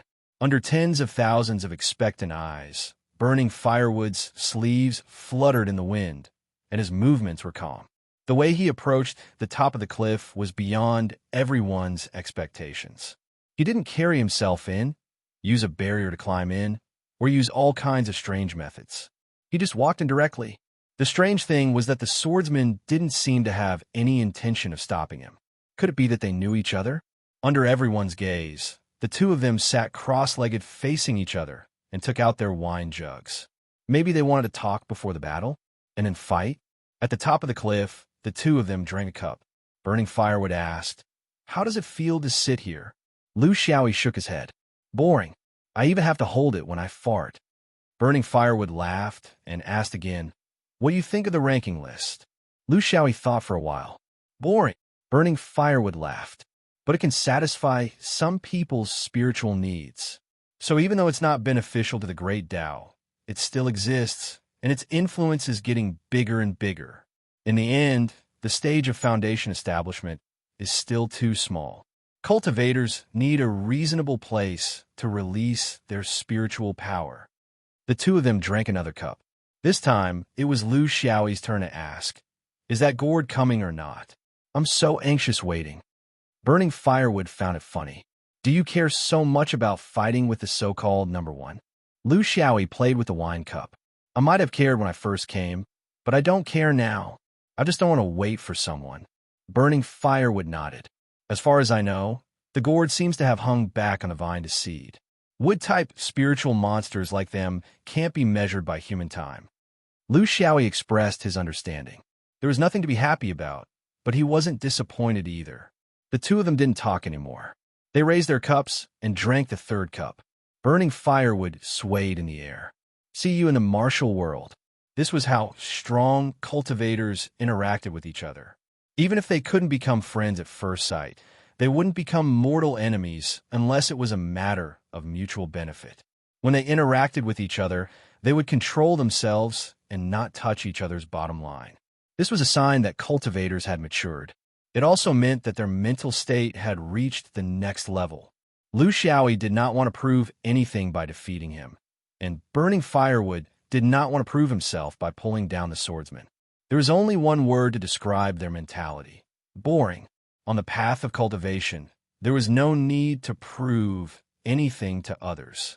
Cultivators only needed to prove themselves. Among the top 10 Five-Ring Foundation establishment cultivators, Lu Xiaoyi had only met 6 of them. The 10th, 3 pure ones, Yugu was dead. The 9th, Yin Fa of the Ziyuan Pavilion. The 6th, Shang Exen. The 5th, Zhen Danzi. The 3rd, Shou Ru. The 2nd, Burned Incense. There were still 4 who had not come. The reasons were different, but there was one basic reason. They did not care. Not caring was also a state of mind. They didn't care about the loss of their personal reputation, the loss of their ranking, and perhaps the cowards behind their sect. In the 5th ring, no sect would forcefully send their cultivators to obtain a ranking. In terms of cultivation philosophy, this was a kind of regression. However, the sect needed to maintain their reputation, so they would always be half-hidden. When an outstanding disciple refused, would the sect force him because he saw through the essence of honor? When Burning Firewood left, the cultivators at the foot of the Fish Leap cliff booed loudly. It was unknown whether they were booing Burning Firewood or Lu Xiaoyi. However, the two of them didn't take this to heart. They had been waiting for a big show for almost 10 years, but one of the main actors had run away. It was understandable that they were upset, although they also had a premonition that there might not be another big show. Since they had waited for so long, they should at least watch the curtain call before leaving, right? At this time, everyone was looking forward to the number 1 treasured gourd, or the Peerless Foundation establishment cultivator of some hidden sect to appear out of nowhere, just like in the novels. However, a biography was a biography, and reality was reality. The reality was that there were many people fanning the flames, but none of them went up. At this time, if they went up and were killed by a sword, not only would they lose their lives, but they would also embarrass themselves and their sect. The most excited were the swordsmen. They were already discussing how to hold a grand and unique celebration ceremony. Of course, the location was at the Flat Sky Plateau, right below the Fishleap Cliff. This was the only place where the glory of the sword vein could be spread everywhere along with the rise of their leader. All kinds of ideas and plans were brainstormed. Countless banners and banners were being made in a hurry. They were the only happy group on the flat sky plateau, receiving the envious gazes of countless cultivators around them. Yinbo said, "Little E doesn't have an opponent now, so he can't show off the power of the sword vein. Why don't I go up and fight him now?" Fishleap Cliff, two swords shining. That feeling. Guanghua, the leader at the side, immediately rejected the idea. Two swords competing for glory. That means they're evenly matched. If the difference is too great, it'll be a flying sword-chopping meat target. I say, Yinbo, do you have any brains? What's the point of this fake fight? Do you think everyone is blind? Are you stupid? Then you'll expose the butt of my inner sword in front of all the people of the fifth ring? If you want to go up the Fishleap Cliff, my inner sword will go up there by itself. As time passed, the seven sword spirits on the wave-bursting cliff competed with each other. The most anxious one was the sword spirit of the Navy. Seeing his brothers hitting the water in the dozens of stages while he was choking on the water in the most gentle shoal, this was intolerable for a sword spirit. Lu Xiaoyi watched quietly. He liked the atmosphere of the sword spirits chasing each other. He was happy for their every success and sighed for their every failure. For the time being, he couldn't think of a better way to improve his swordsmanship. But that wasn't his focus now. The closer it was to the 10-year deadline, the more boring he felt sitting here. The meaningful thing was the process, and the meaningless thing was the final honor. If Senior Brother Guang Bei could see this, would he agree to insert his broken sword here? Was he, Lu Xiaoyi, fulfilling his wish? Or was he fulfilling Senior Brother Guang Bei's wish? Or was he using the name of Senior Brother Promise? Looking at the sword in the middle of the cliff, he began to doubt himself. In the past 10 years, there had been people who had tried to pull out this sword, because pulling it out meant that the person who inserted the sword had failed, or at least had to start all over again.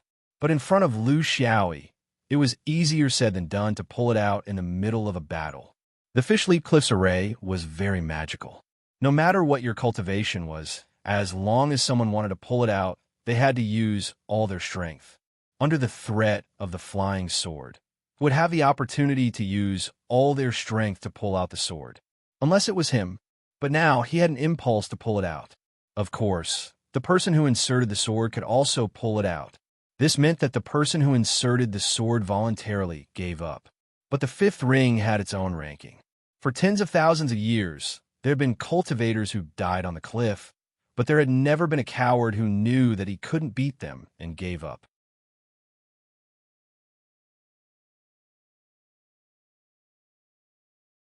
Chapter 482. Lu Xiaoyi had been staring at the broken sword. He had a feeling. The 10-year period was coming to an end. Lu Xiaoyi had stabbed the sword at dusk, so it would be dusk when it ended. The formation on the cliff began to flicker, signifying the end of a cycle. The onlookers couldn't help but rush forward. Tens of thousands of people didn't have anyone to protect them. The order was suddenly in chaos. Brothers and sisters of the same sect were often separated from each other. But it didn't matter. For cultivators who could fly, it was impossible for them to be trampled. In the chaos, a cultivator noticed a figure flying to the top of the cliff. It was flapping its wings at a very fast speed. It was a wingbird.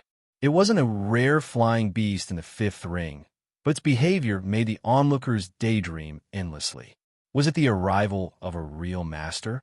There were still 2 hours left. There was enough time for a life-and-death battle. Only a few cultivators of the Red Sun sect were shouting at the back. "Xiaosu, come back. Do you want to die?" The scene was chaotic. Their cultivation was shallow. As the sword stabbing was coming to an end, they relaxed. It was difficult for anyone to keep an eye on one person for years. In the end, they lost control of Xiaosu. Cultivators all knew how to be respectful. The higher their level, the more so. They knew what they should do and what they shouldn't do.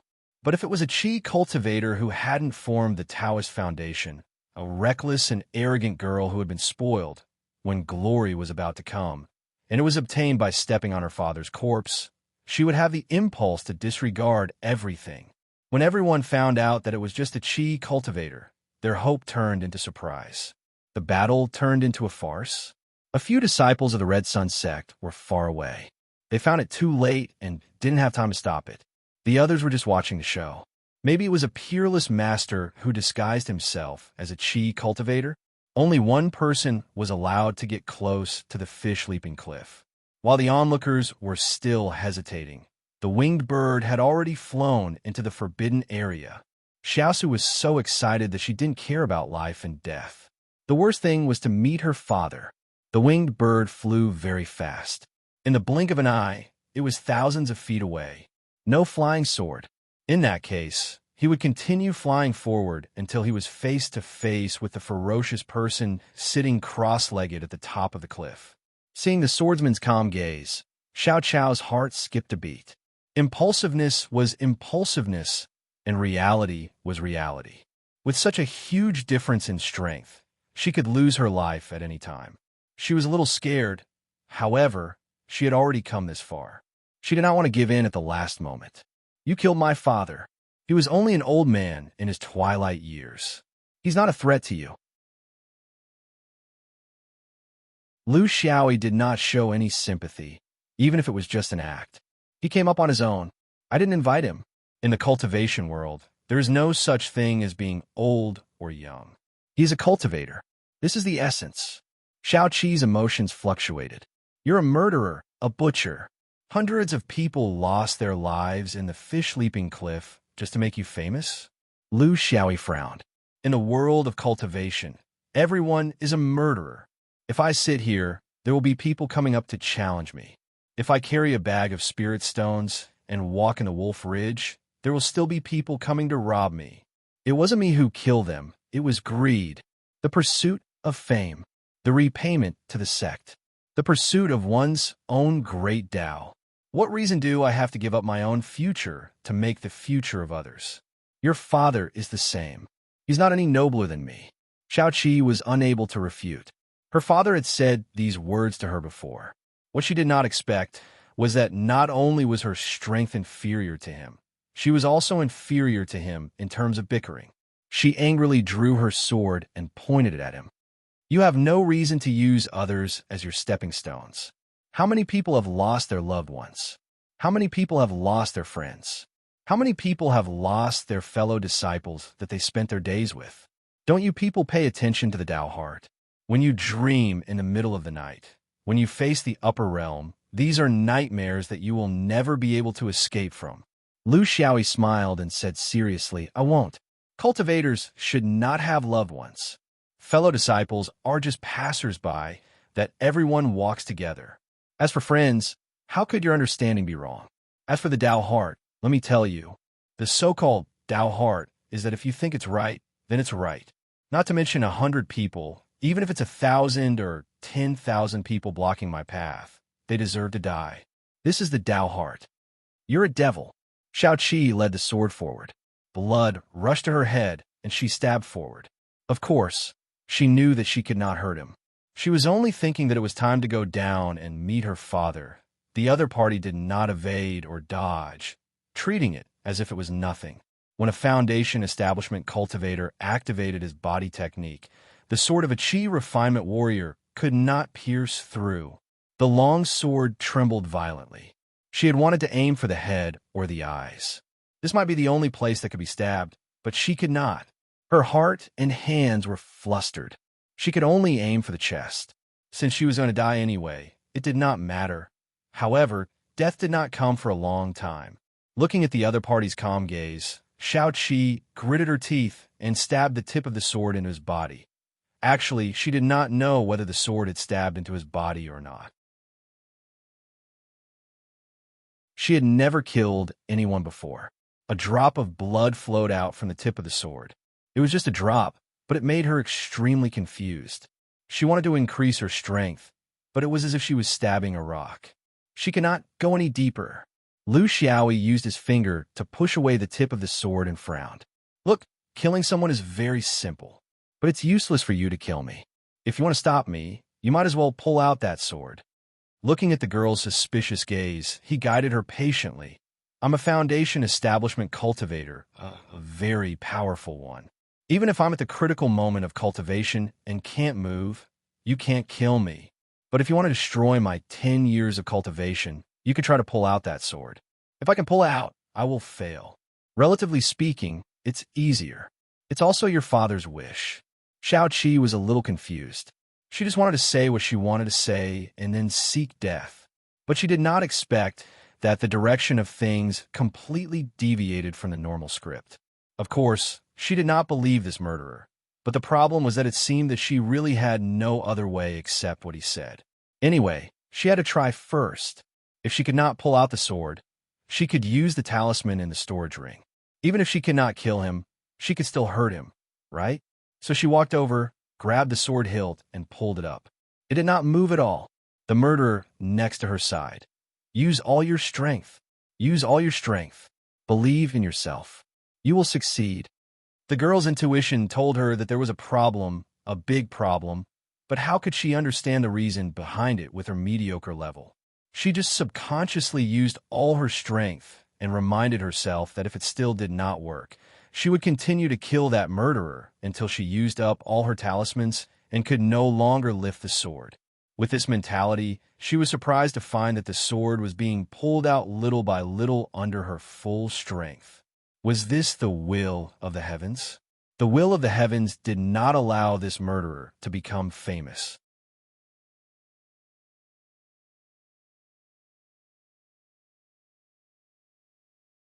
Chapter 483. The Fish Leaping Cliff Array allowed the challenger to pull out the sword.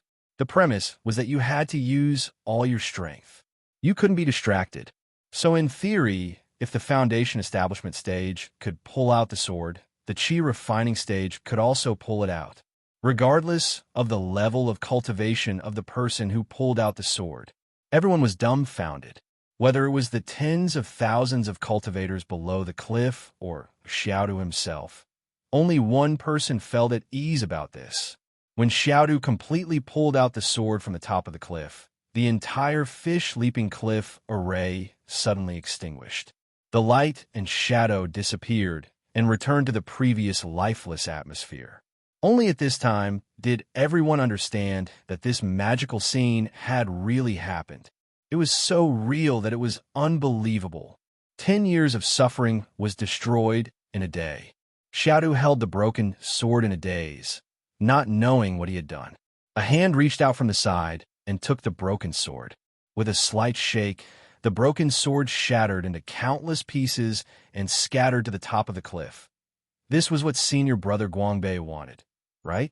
Why did he have to reach the top after coming here? The most important thing was the process. His body swayed in the air, and his flirtatious nature burst out. My sword is flat and proud. I don't care about the matchmaker. I return to be a high chariot. I don't break the osmanthus after ascending the dragon. Laughing loudly, he disappeared from the top of the fish-leaping cliff. He was satisfied at the bottom of the fish-leaping cliff. The cultivators exploded. Too irresponsible. After 10 years of foreplay, at the most crucial moment, you ran away with your pants up?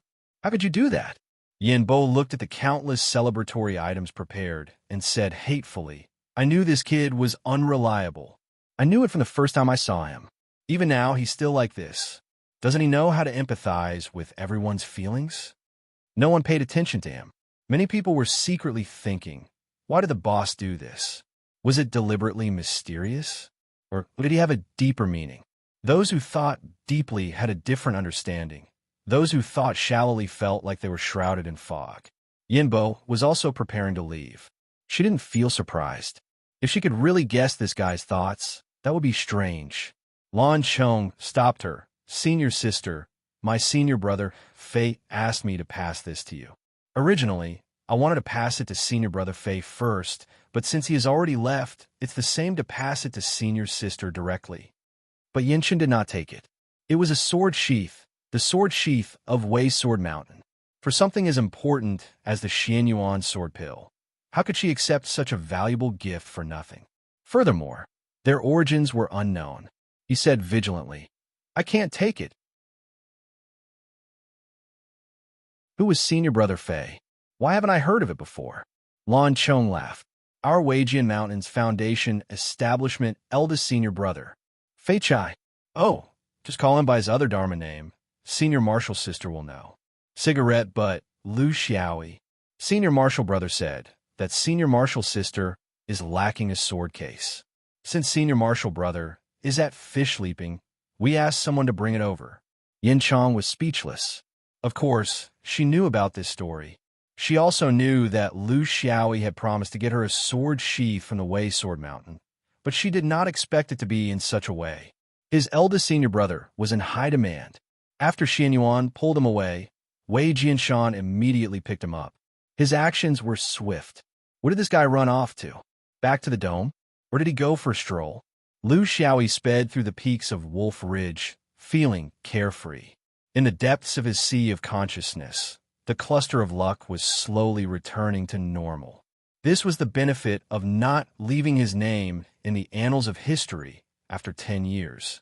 In terms of Dao Heart, he had not reached the level where he could treat honor as nothing. After 10 years of hard work, if he finally let go, he would not only be letting down his own efforts, he would also be letting down the arrangement of the rankings, and he would also disappoint countless cultivators. Why bother? The mystery was in this cluster of luck. In the 3rd year since Lu Xiaoyi came to fish leaping, he noticed that the color of his cluster of luck had slightly darkened. At first, he thought that it was because he used the cluster of luck to practice the luck-severing flying sword. But after some observation, he realized that his guess might not be correct. Fate was not something that a mere foundation establishment cultivator could meddle with. Even though he came from the most powerful 5-ring swordsman system, he did not find a single word about fate in the Boa Ao Tower. This should be something that one could only come into contact with after reaching at least the Yuanying realm.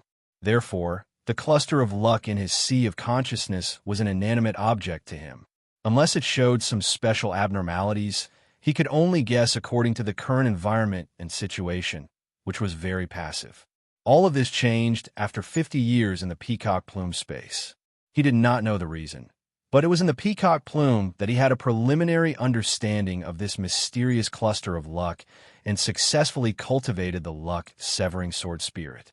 It was also because of this preliminary understanding that he had more associations with the changes in the cluster of luck in his sea of consciousness. He had been silently observing, judging, eliminating the false, and retaining the true. In the end, he came to the conclusion that the changes in the cluster of luck seemed to be related to some kind of karma. Karma was a level that foundation establishment cultivators could not touch. Although foundation establishment cultivators could not understand it in depth, karma was something that affected everyone at all times, regardless of their realm, including mortals. Counting the changes in the cluster of luck in his sea of consciousness for 10 years, it was basically the same as the changes in the number of people he killed. When he killed the most, the changes in the cluster of luck were the greatest. The first 2 to 3 years, and the last 2 years were the periods when the changes were the least. This made him understand a principle. The number of people he killed could really affect a person's luck. There might be a minimum limit to how much he could earn. For example, he had earned quite a lot of kills in the previous battles, but over a long period of time, the impact would be negligible. However, if he killed a lot of people in a short period of time, like what he had done in the past few years, the changes to the Luck Hunter group were obvious. It was not a good sign. What would the changes in luck affect? Lu Xiaoyi was not sure. It might not reverse a certain process, but it would exert an additional influence on the process, increasing the difficulty, causing all kinds of accidents and troubles. This was the way to exert the influence of the changes in luck. What could Lu Xiaoyi be affected by now? It was time for him to consider the problem of core formation. Therefore, this was an influence that could not be ignored. It might decide the final result. An intriguing historical record was that after the 5 rings had a ranking list, the 5 people who succeeded in inserting the sword were already history. The highest achievement was only at the Yin spirit realm. 3 Yuanying, 1 Jindan, and none of them had a primordial spirit. How could this be? These 5 people were the real geniuses. Then, would this be a huge trap? The target was those people who were amazing from the beginning of the foundation establishment stage, using the ranking list to cut off their future. Who was the strongest in the cultivation world in terms of personal combat power? It was said that tens of thousands of years ago, there was a senior who did it. What the Dharma lineage regretted the most was that they did not kill this freak when he was in his adulthood. So there was a ranking list. Even 5 of the Dharma lineage's genius disciples had fallen into it. What did it matter? The Dharma lineage never lacked rising stars. Perhaps the person behind the ranking list only wanted to cut off a certain sword vein's glory and rise again. If not for the group of chasers, he would not have discovered this hidden danger. He had always been suspicious. Where did the ranking list of the 5 rings come from? It was so pervasive and favored Lu Xiaoyi. Even though he tried to keep a low profile, he could not avoid being firmly pushed to the 11th place. How could the Dharma lineage not be involved in a major matter like the 5 rings that controlled the direction of public opinion? They were the most likely instigators behind the scenes, so what was the point of doing so? Of course, he did not know that the Dharma lineage would rather lose 5, 50, or even 500 geniuses than allow another unsolvable freak to appear in the sword vein. This was a trap. He did not understand it, but it did not mean that he was unaware of the danger involved. Things had already happened. The dead could not be resurrected. If he wanted to achieve a breakthrough in the history of cultivation, he could only build on the deaths of countless people. The number of people he killed in the process of the fish leaping over the cliff could not be considered high in history. This was because he had shocked many people with his thunderous methods at the beginning. However, even with his caution, he could not stop the change in the group of chasers. The problem was, how could he solve it? This was not an injury that could be solved by swallowing a pill and circulating his Dharma power a few times. When it came to mysteries, they could only be solved with mysteries. Mysteries would not fade with the passage of time. This was what Lu Xiaoyi had been thinking about when he leaped over the cliff. It was only in the last 1 or 2 years that he made some progress. You're tuning into the Warrior Lore YouTube channel. Don't forget to subscribe and join us on this journey to catch the most captivating stories.